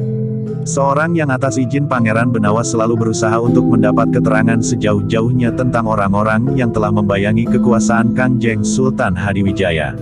Adalah satu kesempatan yang tidak diduganya, ketika ia termasuk salah seorang yang sedikit jumlahnya dari antara para senapati pasukan khusus yang diminta untuk ikut mendengarkan dan berbicara bersama seseorang yang bernama Kakang Panji. Bahkan selama kekuasaan pasukan khusus itu berada di tangan Ki Tumenggung Prabadaru, ia sama sekali belum pernah mendapat kesempatan seperti itu. Namun sejak pimpinan pasukan khusus itu berada pada Ki Tumenggung Prabadaru, ia sudah menjalankan perintah Pangeran Benawa, karena sebenarnya lah bahwa Pangeran Benawa tidak mempercayai Ki Tumenggung itu sepenuhnya. Namun senapati itu tidak terlalu banyak mendapat kesempatan untuk mengetahui rahasia Ki Tumenggung. Hanya di saat-saat terakhir orang itu berusaha untuk nampak semakin setia kepada Ki Tumenggung. Bahkan ketika mereka berada di medan, senapati itu seolah-olah tidak memperhitungkan dirinya sendiri karena pengabdiannya kepada Ki Tumenggung. Ketika Ki Tumenggung Prabadaru terbunuh di peperangan oleh Agung Sedayu, Orang itulah yang nampaknya paling bersedih, dan bahkan Senapati itu telah mengucapkan sumpah untuk membalaskan dendam kematian Ki Tumenggung Prabadaru. Ternyata justru setelah Ki Tumenggung terbunuh, ia mendapat kesempatan untuk mengetahui serba sedikit rahasia tentang Ki Tumenggung dengan pasukannya. Namun demikian, Senapati itu merasa mendapat kesulitan yang sulit untuk diatasinya. Bagaimana ia dapat menyampaikan rahasia itu kepada Pangeran Benawa? Tetapi Senapati itu tidak menyerah kepada keadaan. Ia sudah mendengar rencana yang curang dari orang yang menyebut dirinya Kakang Panji. Dan ia tidak akan menyia-nyiakan kesempatan itu. Selama masa Ki Tumenggung memegang kekuasaan atas pasukan khusus, maka ia lebih banyak melaksanakan tugas yang kadang-kadang kurang dimengerti maksudnya. Bahkan kadang-kadang bertentangan dengan penalarannya. Namun sebagai seorang prajurit dari pasukan khusus maka ketaatan merupakan nilai utama di samping kemampuannya. Tetapi kini tiba-tiba ia tidak sekedar melakukan perintah. Tetapi ia mendengar satu rahasia yang akan dilaksanakan dengan perintah yang harus diberikan kepada para prajurit dari pasukan khusus. Dengan demikian maka Senapati itu bertekad untuk menyampaikan rahasia itu kepada Pangeran Benawa. Terserah apa yang akan dilakukan oleh Pangeran Benawa. Namun Senapati itu tahu pasti sikap Pangeran Benawa terhadap Mataram. Dan bahkan sikap Kangjeng Sultan sendiri terhadap Mataram. Bahkan dengan yakin Senapati itu berpegang pada sikap Kangjeng Sultan yang pernah dikatakan oleh Pangeran Benawa. Bahwa Mataram akan sanggup meneruskan cita-cita Kangjeng Sultan Hadiwijaya yang belum dapat dicapainya bagi kepentingan Pajang, tanpa menghiraukan apakah pencapaian cita-cita itu akan dikendalikan dari Pajang atau dari Mataram. Namun yang penting, rakyat Pajang harus merasakan, betapa negerinya adalah negeri yang gemah ripah loh jinawi, dalam kehidupan yang sejahtera lahir dan batin. Karena itulah, maka malam itu Senapati itu sama sekali tidak bermaksud untuk beristirahat. Bahkan ia pun kemudian membawa 2 orang pengawalnya yang paling dipercaya untuk meronda. Untuk beberapa saat, Senapati itu sekedar hilir mudik saja di sekitar pasanggerahan pasukan khususnya. Namun kemudian Senapati itu mulai mengamati daerah yang lebih luas. Bahkan kemudian ia berjalan mendekati tebing Kali Opak. Namun langkahnya terhenti, ketika ia melihat 2 orang yang sedang mengawasi medan. Bukan dari pasukan khusus yang sedang bertugas, tetapi mereka adalah orang-orang yang terlibat ke dalam benturan kekuatan itu atas permintaan beberapa orang pemimpin Pajang yang ternyata telah terpengaruh oleh Ki Tumenggung Prabadaru atas nama Kakang Panji, dengan mendapatkan beberapa janji dan kesanggupan. Senapati itu menarik nafas dalam-dalam. Ia tahu bahwa dalam barisan Pajang terdapat pasukan yang bukan prajurit Pajang yang jumlahnya cukup besar. Beberapa orang pemimpin pasukan Pajang menyatakan bahwa mereka adalah rakyat Pajang yang dengan sukarela mengabdikan diri untuk menumpas pemberontakan di Mataram. Namun sebenarnya mereka adalah unsur kekuatan Kakang Panji. Tetapi hal ini sudah diketahui oleh Pangeran Benawa, berkata Senapati itu di dalam hatinya. Lalu, bahkan tidak mustahil jika Kangjeng Sultan sendiri sudah mengetahuinya. Bukan mustahil pula, bahwa keadaan Kangjeng Sultan yang gawat itu merupakan wujud dari keprihatinan yang sangat meratapi keadaan yang sedang berlaku. Namun akhirnya Senapati itu berkata, aku harus bertemu dengan Pangeran Benawa. Jika Pangeran Benawa memerintahkan aku tetap memegang rahasia itu agar tidak didengar orang Mataram, aku akan menggenggamnya dengan taruhan nyawaku. Tetapi jika Pangeran Benawa bersikap lain dan memerintahkan aku menyampaikan rahasia ini kepada orang Mataram, maka aku akan menyampaikannya, apapun yang dapat terjadi. Tetapi Senapati itu tidak dengan serta-merta melangkah kembali untuk menghindarkan kecurigaan. Tetapi ia justru mendekati 2 orang itu dan bertanya, hei, apakah tugas kalian di sini? 2 orang kepercayaan Kakang Panji itu mengenal Senapati itu. Senapati yang termasuk orang-orang yang mendapat kepercayaan pula dari Kakang Panji yang jumlahnya tidak terlalu banyak. Karena itu, maka ia pun menjawab, aku mengamati tebing Kali Opak. Tidak seorang pun boleh menyeberang. Aku tahu, jawab Senapati itu, tetapi orang yang ingin menyeberang dapat memilih jalan lain yang berada di luar pengawasanmu. Bukan hanya kami berdua yang mengawasi tebing, jawab orang itu. Senapati itu mengangguk-angguk. Bahkan katanya kemudian, kalian adalah orang-orang yang mengemban tugas yang sangat menentukan.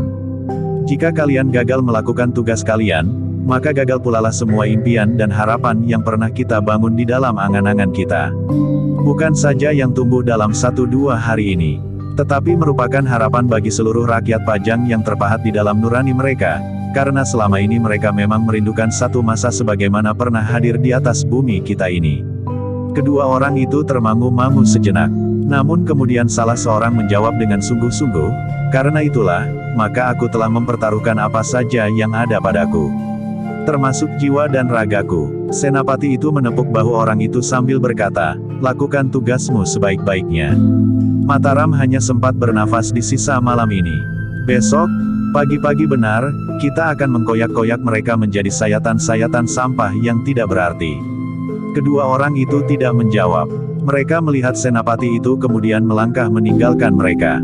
Orang-orang sedungu kerbau itu justru merupakan orang-orang yang berbahaya, gumam senapati itu. Kedua orang pengawal terpercayanya tidak menyahut. Tetapi mereka pun sependapat dengan senapatinya. Dalam pada itu, maka senapati itu pun telah menyusuri tebing Kali Opak. Tetapi ia sama sekali tidak ingin menyeberang. Hanya akan melaporkan kepada Pangeran Benawa. Keputusan terakhir, apakah rahasia itu akan disampaikan kepada orang-orang Mataram atau tidak, tergantung sekali kepada Pangeran Benawa sendiri. Dengan demikian, maka langkah senapati itu pun kemudian menuju ke Pasanggerahan di induk pasukan. Ketika ia merasa tidak lagi diawasi oleh kepercayaan Kakang Panji, maka ia pun telah menyelinap dan hilang di gerumbul-gerumbul yang pekat. Perhatian orang-orang itu tertuju kepada jalur Kali Opak, berkata senapati itu, "Karena itu, maka kita tentu tidak terlalu banyak mendapat perhatian mereka. Dan memang tidak akan menyeberang." Para pengawalnya pun sependapat pula. Dan mereka pun dengan hati-hati mengikuti senapatinya mendekati Pasanggerahan Kangjeng Sultan Hadiwijaya dan Pangeran Benawa. Namun ternyata pasanggerahan itu telah dijaga dengan rapatnya. Senapati itu pun akan menemui kesulitan untuk memasuki pasanggerahan tanpa dilihat oleh para pengawal. "Tidak ada jalan," berkata salah seorang kepercayaannya yang dari kejauhan menyadari adanya penjagaan yang rapat.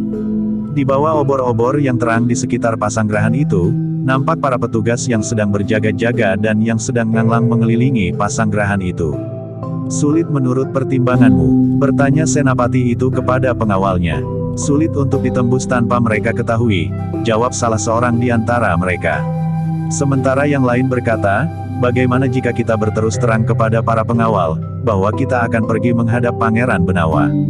Mungkin kita akan berhasil," jawab senapati itu, "kita akan dapat bertemu dengan Pangeran Benawa. Tetapi apakah kau yakin bahwa di antara para pengawal tidak terdapat orang-orang Kakang Panji? Orang-orang yang akan dapat melaporkan tentang usaha kita menyampaikan hal ini kepada Pangeran Benawa?" Kedua pengawalnya mengangguk-angguk. Hal itu bukan hal yang mustahil. Jika salah seorang di antara para pengawal pasanggerahan itu berpihak kepada Kakang Panji dan melaporkan kehadiran mereka, mungkin Kakang Panji akan cepat bertindak. Bukan saja hal itu akan dapat membahayakan jiwa senapati itu, tetapi juga rencananya mungkin akan berubah sehingga sulit untuk diketahui. Karena itu, maka senapati itu termangu-mangu sejenak. Apa yang sebaiknya dilakukan, agar usahanya untuk menyampaikan rahasia itu tidak diketahui oleh siapapun juga. Dalam pada itu, senapati dan kedua pengawalnya itu masih saja berusaha agar kehadirannya tidak diketahui oleh siapapun juga. Mereka masih berada di gerumbul-gerumbul liar, sementara mereka sibuk untuk mencari jalan keluar. Apakah yang sebaiknya dikerjakan? Namun akhirnya salah seorang kepercayaannya itu pun berkata, "Biarlah aku saja yang menghadap. Silahkan kembali ke pasukan. Aku tidak akan kembali ke pasukan khusus. Seandainya ada orang yang melihat aku dan melaporkannya kepada Kakang Panji, biarlah aku yang menjadi sasaran kemarahannya sehingga tidak mengganggu rencana keberangkatan pasukan khusus dalam keseluruhan." Senapati itu berpikir sejenak. Namun kemudian katanya, "Apakah kau sudah tahu apa yang akan aku sampaikan?" "Sudah. Rencana pasukan Pajang menyerang pasukan Mataram mendahului isyarat yang akan diberikan," jawab pengawal itu. "Bukankah Senapati tadi mengatakan hal itu?" "Ya, aku percaya sepenuhnya kepadamu. Tetapi apakah Pangeran Benawa mempercayaimu?" gumam Senapati itu. "Biarlah aku mencoba meyakinkannya," jawab pengawalnya itu. "Memang mungkin akhirnya Pangeran Benawa tidak percaya. Tetapi kita sudah berusaha. Mungkin sekali rencana Kakang Panji itu jika terlaksana benar-benar membahayakan pasukan Mataram, sementara kita tahu sikap Pangeran Benawa dan mungkin Kangjeng Sultan sendiri." Senapati itu mengangguk-angguk. Pengawal itu memang benar-benar seorang yang dapat dipercayanya. Sehingga karena itu, maka senapati itu pun berkata, "Baiklah. Pergilah ke barak itu. Kau dapat berterus terang kepada para pengawal, bahwa kau akan menghadap Pangeran Benawa untuk menyampaikan sesuatu yang sangat penting, yang hanya boleh diketahui oleh Pangeran Benawa sendiri. Sementara itu, kau sendiri adalah prajurit Pajang, sehingga kau akan mendapat kesempatan yang cukup. Baiklah, jawab pengawal itu, silahkan kembali ke Pasanggerahan agar jika setiap saat Kakang Panji itu menghubungi pasukan kita, Senapati sudah ada di tempat. Senapati itu mengangguk, namun ketika ia melihat bintang di langit yang sudah bergeser semakin jauh, serta memperhatikan lintang gubuk penceng di ujung selatan, maka ia pun menjadi berdebar-debar. Waktunya semakin mendesak, sehingga dalam waktu yang terhitung singkat, pasukan Mataram akan segera tergilas oleh pasukan Pajang yang datang mendahului saat-saat yang diperhitungkan oleh pasukan Mataram. Berhati-hatilah, berkata Senapati itu, tugasmu sangat berat. Kau akan dapat mempengaruhi peristiwa yang bakal datang sesaat lagi. Namun segalanya tergantung kepada Pangeran Benawa, berkata senapatinya, aku akan kembali ke pasukanku agar tidak timbul kecurigaan apapun terhadap seluruh pasukan khusus itu. Silahkan, jawab pengawal itu sambil memendangi obor-obor di sekitar Pasanggerahan itu, aku akan berusaha untuk dapat bertemu dengan cara apapun juga dengan Pangeran Benawa. Namun dalam pada itu, selagi pengawal itu mempersiapkan diri, terdengar desir lembut di belakang mereka. Bahkan kemudian terdengar suara orang mendeham perlahan. Senapati dan para pengawalnya terkejut. Tiba-tiba saja mereka berloncatan dan siap menghadapi segala kemungkinan. Sesaat mereka tercenung. Mereka melihat sesosok dalam bayangan dedaunan gerumbul yang rimbun berdiri tegak dengan kaki renggang. Siapa kau? Bertanya Senapati itu. Bayangan itu tidak segera menjawab. Namun Senapati itu mendengar orang itu tertawa pendek. Senapati itu pun bergeser maju setapak mendekati bayangan itu diikuti oleh kedua pengawalnya. Dengan nada dalam Senapati itu mengulangi pertanyaannya, siapa kau hei? Suara tertawa itu pun lenyap. Namun jawaban orang itu telah mengejutkan Senapati itu sekali lagi, apakah kau tidak mengenal aku? Senapati itu termangu-mangu, namun bayangan itulah yang kemudian mendekat. Senapati itu menarik nafas dalam-dalam. Katanya, Pangeran sangat mengejutkan aku. Pangeran Benawa tertawa. Sambil mendekat ia menyahut, aku melihat kehadiranmu. Dan aku mendengar semua percakapanmu. Jadi Pangeran sudah tahu apa yang ingin kami sampaikan kepada Pangeran. Bertanya Senapati itu. Seperti yang kau tanyakan kepada pengawalmu yang akan memasuki Pasanggerahan. Dan pengawalmu itu menjawab bahwa pasukan Pajang besok akan menyerang Mataram mendahului isyarat. Jawab Pangeran Benawa. Demikianlah Pangeran, berkata Senapati itu, nampaknya Kakang Panji telah bersiap menghadapi kemungkinan yang paling buruk yang akan terjadi. Setelah Mataram, maka mereka tentu akan menghancurkan prajurit Pajang. Bagaimana dengan pasukan khusus? Bertanya Pangeran Benawa. Pasukan itu benar-benar telah dikuasai oleh Ki Tumenggung Prabadaru berpihak kepada Kakang Panji. Sekarang, semua orang di dalam pasukan itu masih tetap melakukan semua perintah Kakang Panji, jawab Senapati. Itu tergantung kepada para senapatinya. Bahkan senapati tertentu, karena mungkin yang lain tidak tahu arti dari gerakan mereka. Mereka hanya menjalankan perintah yang mereka terima dari atasannya, seperti yang kau lakukan pada saat Ki Tumenggung masih memegang pimpinan. Tetapi kau tidak tahu, apa yang sebenarnya bergejolak di balik semua perintah-perintahnya itu, berkata Pangeran Benawa. Iya Pangeran, tetapi pada umumnya para senapatinya telah terpengaruh. Dan aku tidak berani menentang arus tanpa mengetahui dengan pasti, siapa saja kawan-kawanku di dalam lingkungan pasukan khusus itu. Baiklah, kau memang harus sangat berhati-hati, agar kau sendiri tidak ditelan oleh pasukan khusus itu, berkata Pangeran Benawa kemudian. Lalu, tetapi pokok laporanmu telah aku dengar dari percakapan kalian. Lalu apakah yang penting akan kau laporkan lagi? Satu-satunya laporanku kali ini Pangeran, jawab Senapati itu, sebab yang satu itu akan menentukan segala-galanya.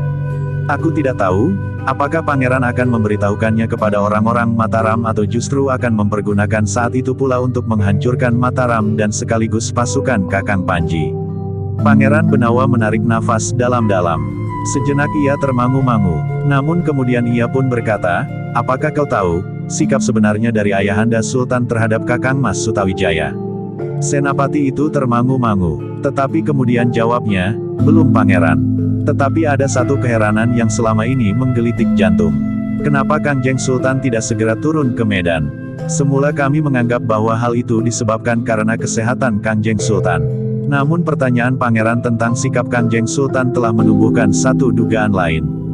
Baiklah, berkata Pangeran Benawa kemudian, kau sudah menunjukkan kesetiaanmu. Karena itu, tidak ada salahnya jika aku mengatakannya kepadamu. Senapati itu mengerutkan keningnya. Sementara Pangeran Benawa berkata selanjutnya, ketahuilah, bahwa ayahanda sudah tidak berpengharapan lagi atas Pajang. Harapannya satu-satunya bagi kelanjutan cita-citanya adalah justru Mataram. Senapati itu termangu-mangu. Kemudian katanya, keterangan pangeran sudah jelas. Agaknya pangeran condong untuk menyampaikan berita kepada Mataram. Tetapi segalanya terserah kepada pangeran. Ya, aku akan menyampaikan berita ini kepada Kakang Mas Sutawijaya, jawab Pangeran Benawa.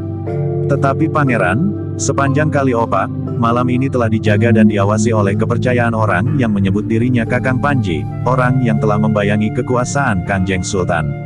Orang yang mempunyai kuasa lebih besar dari Kitu Menggung Prabadaru.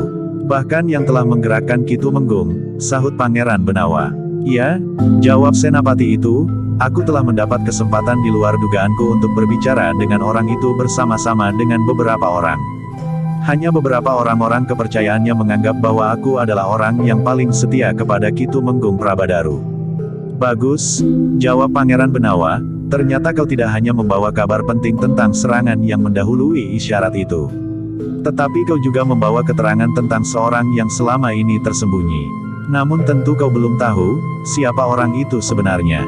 Ampun pangeran, jawab senapati itu, aku belum dapat mengenalnya lebih dalam. Baiklah, sekali lagi aku berterima kasih kepadamu. Kau telah membawa berita yang sangat berarti, jawab Pangeran Benawa. Tetapi pangeran, waktunya terlalu sempit. Sementara itu, sulit bagi kita untuk menyampaikan berita ke pasukan Mataram, seperti yang sudah aku katakan. Kaliopa diawasi dari ujung sampai ke ujung sayap oleh orang-orang Kakang Panji itu, berkata senapati itu. Pangeran Benawa tersenyum. Katanya, memang sulit untuk menembus pengawasan itu. Seandainya kita dapat mengalahkan kepercayaan Kakang Panji yang akan menghalangi kita, namun dengan demikian, mungkin sekali mereka akan mengambil langkah lain. Senapati yang masih tetap setia kepada Pangeran Benawa itu termangu-mangu sejenak. Sementara itu Pangeran Benawa menjelaskan, jika seorang saja di antara kepercayaan Kakang Panji itu terdapat terbunuh, maka Kakang Panji tentu menyadari, bahwa rencananya tentu sudah sampai ke telinga orang-orang Mataram, sehingga ia akan mengambil kebijaksanaan lain. Mungkin ia akan mengurungkan serangannya atau bahkan menarik seluruh kekuatannya. Jika demikian, maka persoalannya akan menjadi berkepanjangan, sementara itu mereka ternyata memang mempunyai kekuatan yang akan dapat mempengaruhi keadaan. Jadi, apa yang terbaik menurut pangeran? Bertanya senapati itu. Lalu, apakah pangeran akan menugaskan 1-2 orang berusaha menembus pengawasan orang-orang Kakang Panji dengan diam-diam? Atau membiarkan orang-orang Mataram dan para pengikut Kakang Panji itu hancur bersama-sama?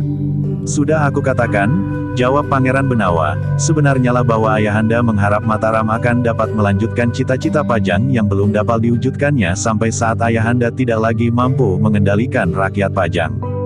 Jika demikian, lalu bagaimana sikap pangeran? Menembus pengawasan itu, desak senapatinya yang menjadi bingung. Menurut pendapatmu, apakah mungkin?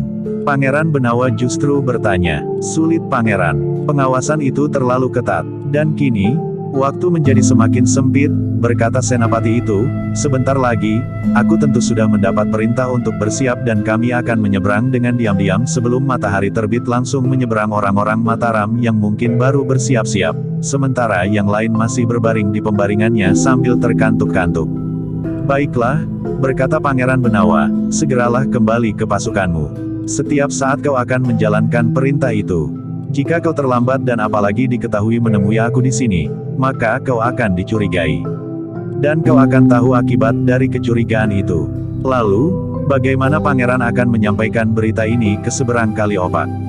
Senapati itu masih bertanya. Aku akan memikirkannya, jawab Pangeran Benawa. Pangeran masih akan memikirkannya, bertanya senapati itu, sementara malam semakin tipis. Tentu aku tidak dapat bertindak dengan tergesa-gesa, jawab Pangeran Benawa, sudahlah. Serahkan kepadaku, aku berusaha sejauh dapat aku lakukan. Namun sudah pasti, aku tidak akan berdiam diri. Senapati itu menarik nafas dalam-dalam. Dengan nada rendah ia bergumam, kapan pangeran akan bertindak? Tetapi baiklah pangeran, aku akan kembali ke pasukanku. Segalanya terserah kepada pangeran. Aku akan berusaha. Entah apa yang dapat aku lakukan. Tetapi hal ini memang harus didengar oleh orang-orang Mataram.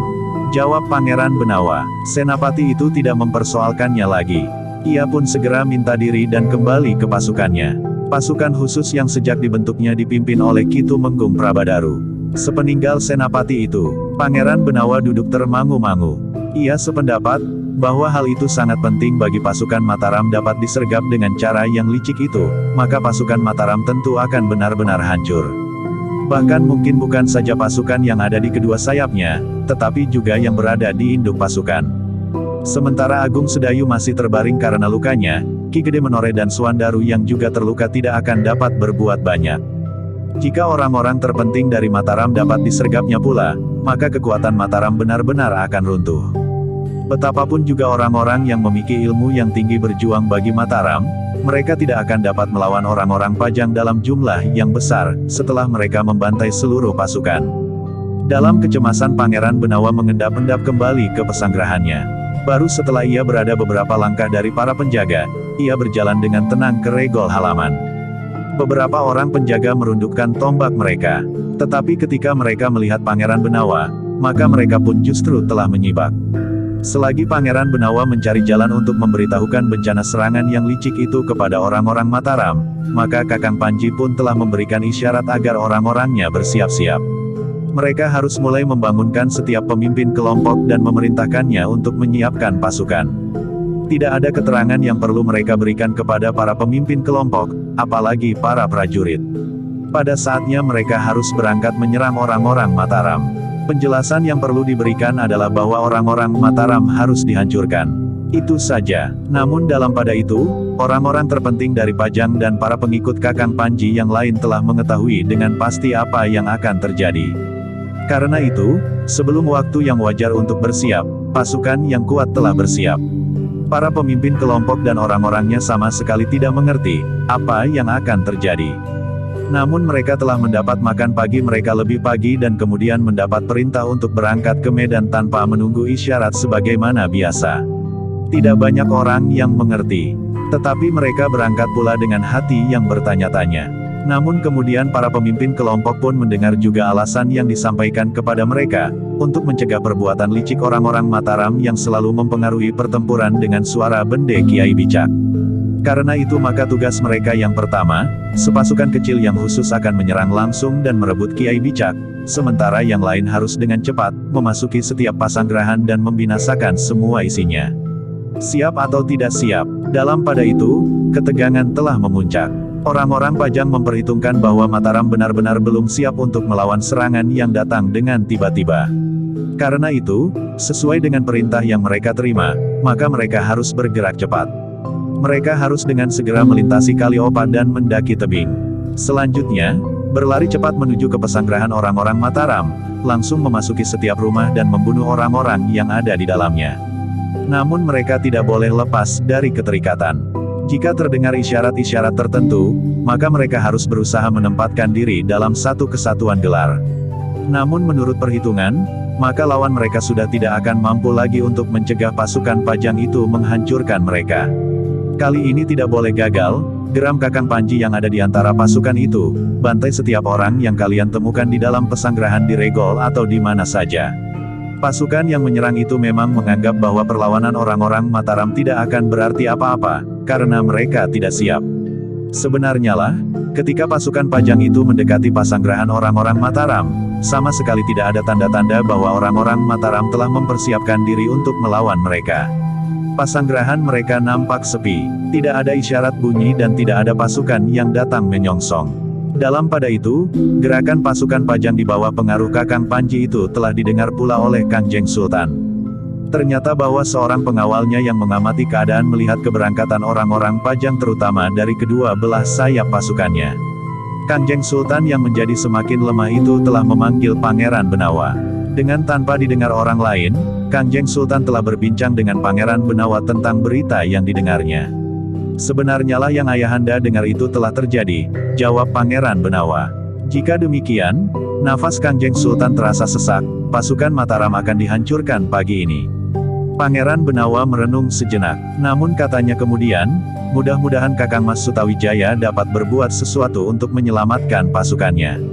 Apakah Kakang Masmu mengetahui? Bertanya Kangjeng Sultan. Hamba telah berusaha menghubunginya, jawab Pangeran Benawa. Kau menyeberang? Bertanya Kangjeng Sultan pula. Tidak ayahanda, jawab Pangeran Benawa. Orang lain? Desak ayahandanya. Juga tidak, jawab Pangeran Benawa pula. Kangjeng Sultan menarik nafas dalam-dalam. Tetapi ia pun tidak bertanya lagi. Namun ia bergumam, mudah-mudahan Mataram akan dapat menolong dirinya sendiri, bangkit dan menjadi tumpuan harapan bagi masa datang. Pada saat yang demikian, ketika Pangeran Benawa sedang menghadap ayahandanya Kangjeng Sultan Hadiwijaya, maka pasukan Pajang di bawah pengaruh Kakang Panji itu benar-benar telah mencapai Pasanggerahan tanpa mendapat perlawanan. Dengan serta-merta mereka pun telah memasuki setiap regol rumah yang dipergunakan sebagai pasanggerahan oleh orang-orang Mataram. Dengan pedang terhunus, tombak merunduk dan senjata-senjata lain yang siap terayun memenggal leher orang-orang Mataram yang masih tertidur di pembaringan, maka mereka telah memecahkan pintu dan menghambur ke ruang dalam. Namun tidak seorang pun di antara mereka yang memperhatikan, bahwa di regol-regol padukuhan yang dipergunakan sebagai pasanggerahan pasukan Mataram itu, tidak ada seorang pun pengawal yang berjaga-jaga. Demikian pula, ketika pasukan Pajang itu memasuki setiap pintu dan menghambur ke dalam, maka mereka pun telah terkejut melihat satu kenyataan bahwa tidak ada seorang pun yang mereka jumpai. Yang terdengar kemudian adalah umpatan-umpatan kasar.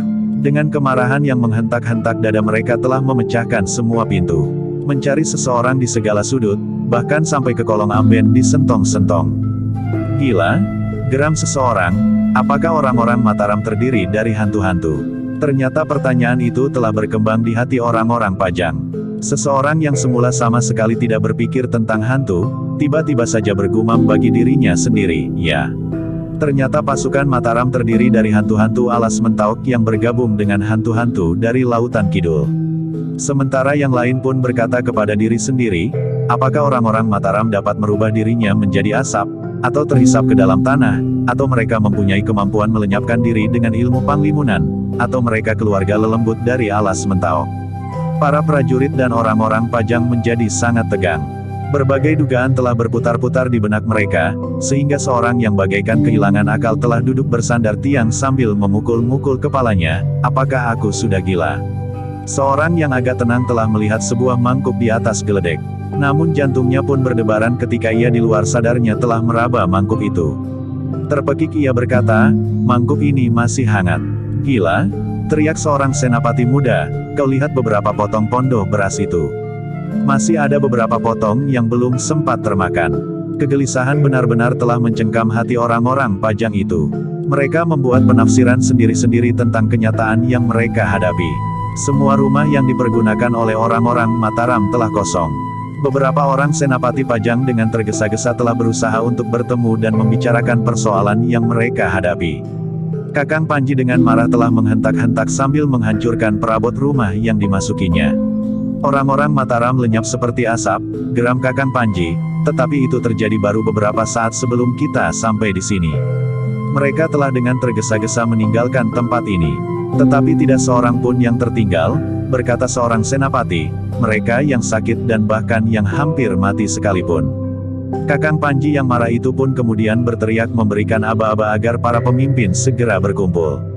Hanya orang-orang tertentu, namun mereka memegang perintah atas pasukan di kedua sayap pasukan Pajang. Menurut pengamatan, orang-orang Mataram telah sempat meninggalkan pasanggerahan ini, berkata Kakang Panji, kita jangan kehilangan kesempatan. Meskipun kita tidak dapat menghancurkan mereka selagi mereka masih di pembaringan, namun kita akan mengejar mereka, dan menghancurkan mereka, saat-saat mereka melarikan diri, berkata Kakang Panji. Para pemimpin yang lain pun sependapat, bahwa orang-orang Mataram sempat melarikan diri hanya pada saat-saat terakhir. Betapapun mereka mengumpat-umpat, namun orang-orang Pajang itu harus mengakui kecepatan gerak orang-orang Mataram. Meskipun di dapur masih banyak terdapat makanan dan minuman panas yang belum sempat termakan, namun orang-orang Mataram itu sempat membebaskan diri dari pembantaian di pembaringan mereka. Kakang Panji pun dengan cepat telah mengatur pasukan yang telah kehilangan sasaran itu. Kemarahan yang menghentak-hentak di dadanya dan di dada para senapati itu agaknya telah membuat mereka kurang cermat menilai keadaan. Mereka menganggap bahwa orang-orang Mataram telah berlari bercerai-berai sehingga seandainya mereka berusaha menghimpun diri, maka kedudukan mereka tidak akan lagi sekuat saat-saat mereka siap di tebing Kali Opak.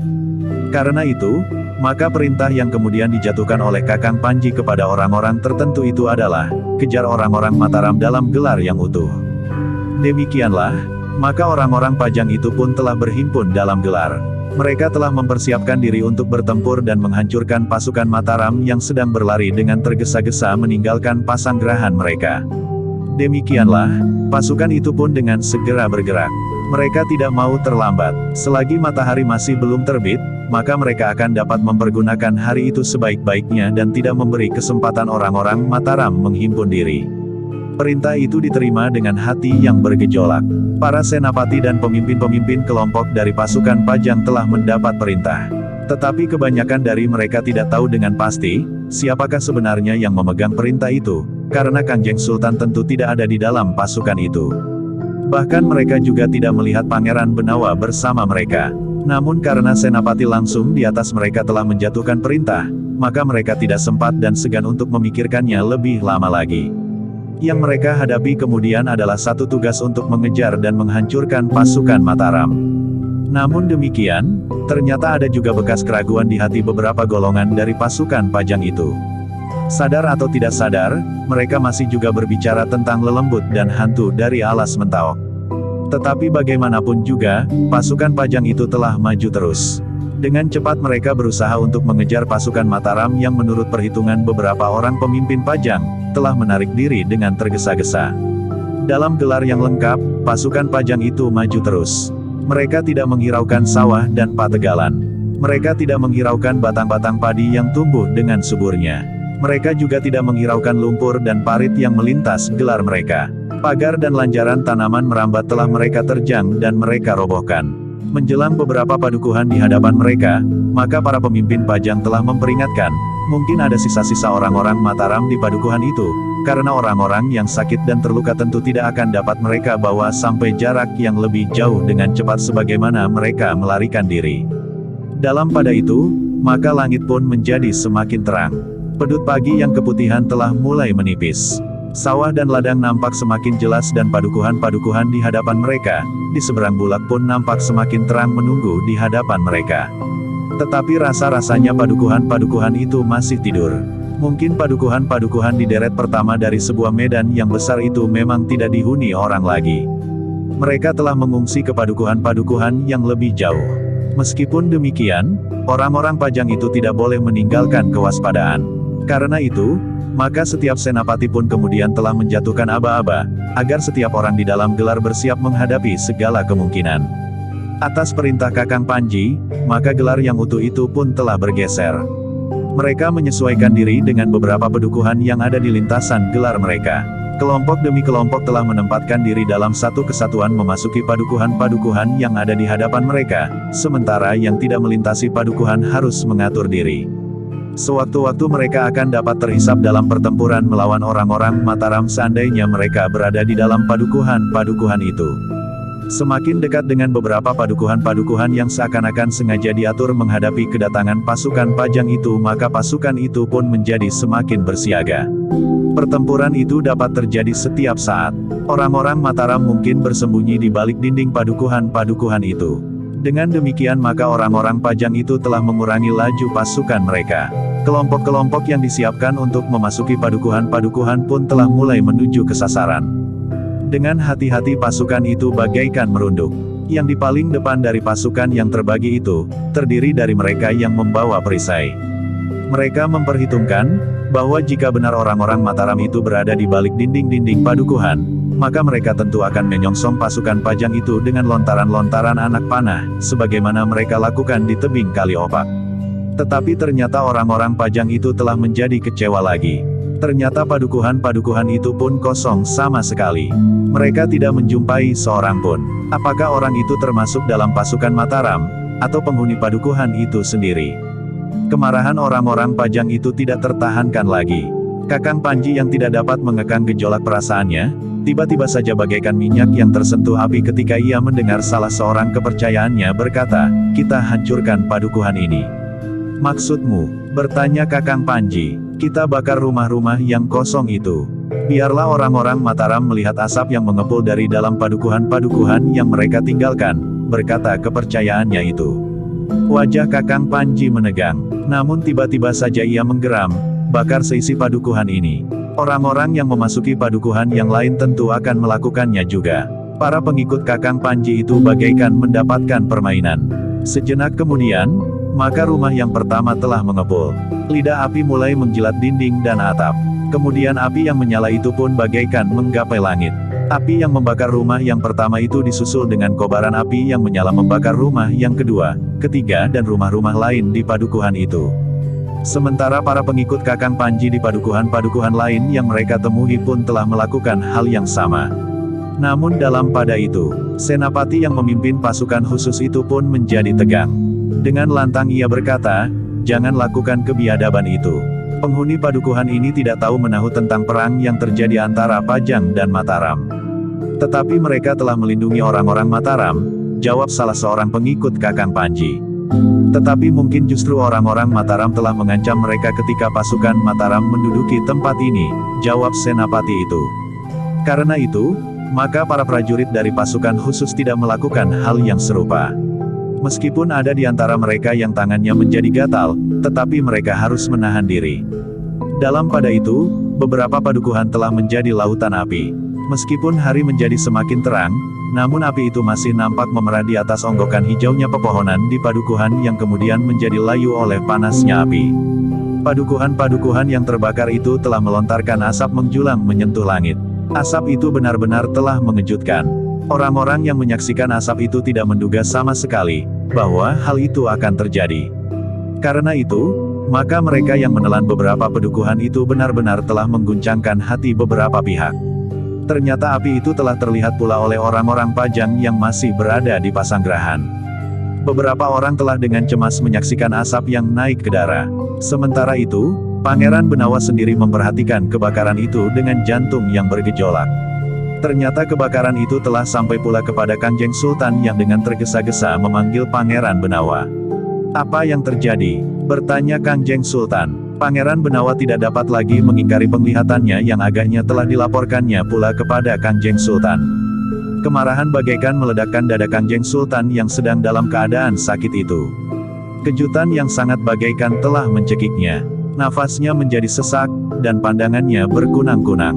"Ini perbuatan gila yang tidak dapat dimaafkan," geram Kanjeng Sultan di antara desah nafasnya yang sesak. Orang-orang yang menungguinya menjadi semakin gelisah. Tabib yang merawatnya menjadi sibuk. Apalagi ketika tiba-tiba saja Kanjeng Sultan itu menjadi pingsan oleh gejolak yang tidak terkendali. Namun sesaat kemudian Kanjeng Sultan itu pun telah sadarkan diri. Dengan suara lirih Kanjeng Sultan berkata, "Benawa, aku kembali ke Pajang. Aku tidak akan menunggui perbuatan-perbuatan gila yang tidak lagi mengenal peri kemanusiaan. Betapa garangnya perang, namun masih juga ada batas-batas yang tetap harus dijunjung tinggi."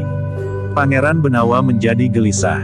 Jika ia harus meninggalkan medan sebelum mengetahui apa yang terjadi atas orang-orang Mataram, rasa-rasanya masih ada sesuatu yang terasa membebaninya. Namun perintah Kanjeng Sultan itu tidak dapat ditunda. Para adipati dan senapatinya segera menjadi sibuk. Mereka tidak mengerti apa yang harus mereka lakukan selain mentaati perintah Kanjeng Sultan. Sebagian besar dari mereka pun telah menjadi kecewa terhadap sikap beberapa pihak yang ada di medan.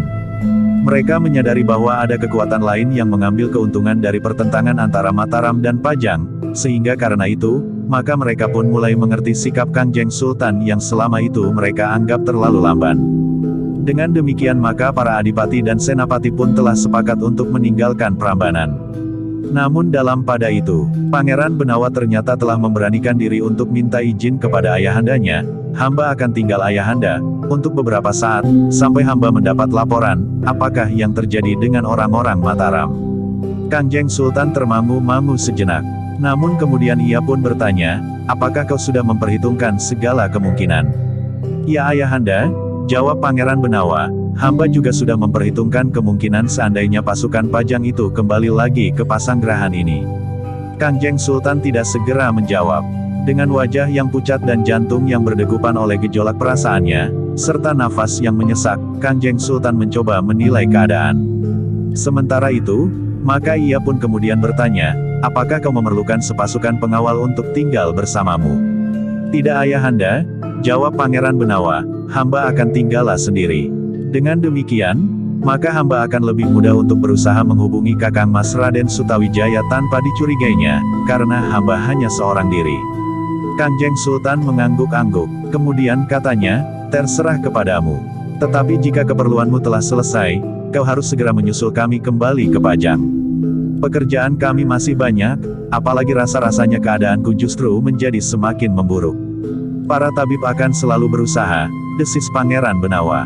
Tetapi Kanjeng Sultan itu tersenyum sambil berkata, para tabib tidak akan mampu melawan kehendaknya. Pangeran Benawa menarik nafas dalam-dalam. Namun dengan demikian ia melihat bahwa ayahandanya justru telah pasrah. Kanjeng Sultan sama sekali tidak merasa gelisah seandainya saat itu memang hendak menjemputnya. Namun demikian ternyata ia masih juga berpesan, beri aku laporan, apa yang terjadi dengan orang-orang Mataram itu. Hamba ayahanda, jawab Pangeran Benawa. Demikianlah, maka pasukan Pajang itu pun segera bersiap-siap. Dengan sebuah tandu, Kanjeng Sultan telah diusung kembali ke Pajang. Sementara itu keadaannya menjadi semakin lemah. Nafasnya rasa-rasanya menjadi semakin sendat. Dalam pada itu cerita tentang lelembut pun menjadi semakin keras menyentuh telinga orang-orang Pajang. Pada saat Kanjeng Sultan terkejut mendengar laporan tentang api yang memusnahkan beberapa padukuhan sehingga pingsan karena kelemahan tubuhnya, ada juga orang yang berbisik, Raden Sutawijaya telah sampai hati menyerang ayahandanya dengan tangan para lelembut. Nampaknya para lelembut langsung melakukan pembalasan terhadap Kanjeng Sultan, sehingga menjadi pingsan. Kawan-kawan mengangguk-angguk, seorang diantaranya berdesis, ya, tanpa kekuatan halus, tidak seorang pun yang akan dapat melawan Kanjeng Sultan. Apalagi membuatnya pingsan tanpa menyentuhnya dengan wadaknya sendiri. Dalam pada itu, sejenak kemudian maka iring-iringan pasukan Pajang yang ada di induk pasukan itu telah meninggalkan Prambanan. Sedangkan Pangeran Benawa atas izin Kanjeng Sultan tetap tinggal untuk mencari keterangan tentang orang-orang Mataram. Pada saat iring-iringan pasukan Pajang di induk pasukan itu bergerak kembali ke Pajang, Kakang Panji dan para pengikutnya telah menghancurkan padukuhan-padukuhan yang mereka lewati dalam usaha mereka mencari sisa-sisa pasukan Mataram yang mereka anggap melarikan diri. Kemarahan yang menghentak-hentak jantung mereka, terlontar dalam wujud yang sangat tercela. Padukuhan yang tidak bersalah, telah menjadi neraka yang panasnya menggapai langit. Api yang menelan beberapa padukuhan itu ternyata sempat dilihat pula oleh Raden Sutawijaya. Dengan wajah yang tegang Raden Sutawijaya itu tidak begitu percaya kepada penglihatannya. Tetapi yang dihadapinya adalah satu kenyataan. Orang-orang Pajang yang berusaha memburunya telah menjadi gila dan membakar beberapa padukuhan. Karena itu, maka kemarahan telah meledak di dadanya. Sebenarnya lah bahwa pasukan Mataram sama sekali tidak pecah dan lari bercerai-berai. Dengan ketangkasan prajurit, maka pasukan Mataram memang menarik diri. Mereka tidak sempat menyusun perlawanan menghadap orang-orang Pajang yang dengan licik merunduk mereka. Sejenak Raden Sutawijaya mengenang apa yang telah terjadi. Pada saat yang tepat, Pangeran Benawa, selain keduanya telah dipersaudarakan, karena Raden Sutawijaya telah diangkat menjadi putra Kanjeng Sultan Hadiwijaya. Keduanya adalah saudara seperguruan, serta keduanya adalah murid Kanjeng Sultan itu sendiri. Selain keduanya telah berhasil mengembangkan ilmu mereka dengan cara yang aneh, ternyata telah berbuat sesuatu yang telah menyelamatkan pasukan Mataram. Dengan semacam aji pameling, maka Pangeran Benawa telah berhubungan dengan Raden Sutawijaya dalam jarak yang cukup jauh. Seorang di seberang timur Kali Opak, yang lain di seberang barat Kali Opak. Dengan aji pameling itu, Pangeran Benawa telah memberitahukan bahwa telah terjadi kecurangan sehingga dengan licik sebagian dari pasukan Pajang yang kuat akan menyerang pasukan Mataram. Karena itu, maka dengan tergesa-gesa, namun dengan keterampilan tinggi, pasukan Mataram memperhitungkan untuk lebih baik menghindar sambil mempersiapkan diri. Namun orang-orang Mataram tidak menarik diri surut. Tetapi mereka telah menebar sebelah menyebelah, kecuali induk pasukan. Dengan demikian, ketika Raden Sutawijaya melihat akibat kebengisan para pengikut orang yang telah membayangi kuasa Kanjeng Sultan itu, maka ia tidak dapat mengekang diri lagi. Sejenak kemudian, maka beberapa batang anak panah Sendaren telah meraung di udara. Anak panah yang memberikan isyarat kepada pasukan Mataram untuk segera bertindak. Sementara itu beberapa ekor kuda telah melintas melintang, dari selatan ke utara. Demikian kuda itu sampai di bekas pesanggrahan orang-orang Mataram, maka penunggangnya telah melontar panah sendaren pula ke arah utara. Demikianlah pasukan Mataram yang bagaikan menyibak saat pasukan Pajang lewat, telah mendapat perintah untuk bertindak. Dalam pada itu, ternyata pasukan Mataram yang tidak menyongsong pasukan Pajang di saat mereka menyerang, telah berhasil menyusun diri sebaik-baiknya. Sambil bergeser dari pesanggrahan, pasukan Mataram telah menyusun diri. Mereka yang terluka dan cacat telah disingkirkan sejauh-jauhnya. Sementara yang lain dengan cepat telah menempatkan diri ke dalam kelompok masing-masing yang siap untuk melakukan perintah. Ketika panah sendaren terdengar meraung di udara, maka para pemimpin dan senapati pun telah memberikan aba-aba. Para pemimpin kelompok pun telah melanjutkan aba-aba itu kepada pasukan masing-masing. Dengan demikian pasukan Mataram itu tidak menunggu lagi. Pasukan yang menyibak itu telah bergerak bagaikan pintu gerbang raksasa yang terbuka, perlahan-lahan telah menutup kembali. Anak panah sendaren yang meraung di udara itu ternyata telah didengar pula oleh orang-orang Pajang meskipun lamat-lamat. Telinga mereka pun segera dapat menerjemahkan arti raungan anak panah sendaren itu. Mereka pun segera menebak, bahwa sesuatu akan terjadi. Pasukan Mataram yang mereka kira lenyap bagaikan terhisap bumi itu tentu akan mulai bergerak. Karena itu, maka para senapati dari pasukan Pajang pun segera memberikan aba-aba kepada pasukannya. Mereka yang masih sibuk dengan permainan api mereka, berlari-lari kembali ke dalam kelompok masing-masing. Sisa pasukan Mataram itu nampaknya akan membunuh diri, berkata Kakang Panji. Iya, sahut kepercayaannya, ternyata api itu telah memancing mereka. Jika semula mereka merasa lebih baik tetap bersembunyi, ternyata mereka masih saja merasa diri mereka pahlawan yang wajib melindungi rakyatnya. Kakang Panji tertawa, katanya, biarlah mereka melihat, apa yang sebenarnya telah terjadi atas mereka. Pasukan yang bercerai-berai itu tentu tidak akan mampu mengumpulkan separuh dari kekuatannya. Sayang, mereka merasa diri mereka kesatria Mataram yang perkasa, sehingga mereka terpaksa keluar dari persembunyian mereka. Namun kali ini tentu sekedar untuk membunuh diri. Namun dalam pada itu, pasukan Mataram yang telah bertaut itu dengan gemuruh telah bergerak ke arah orang-orang Pajang yang berada justru di belakang garis perang.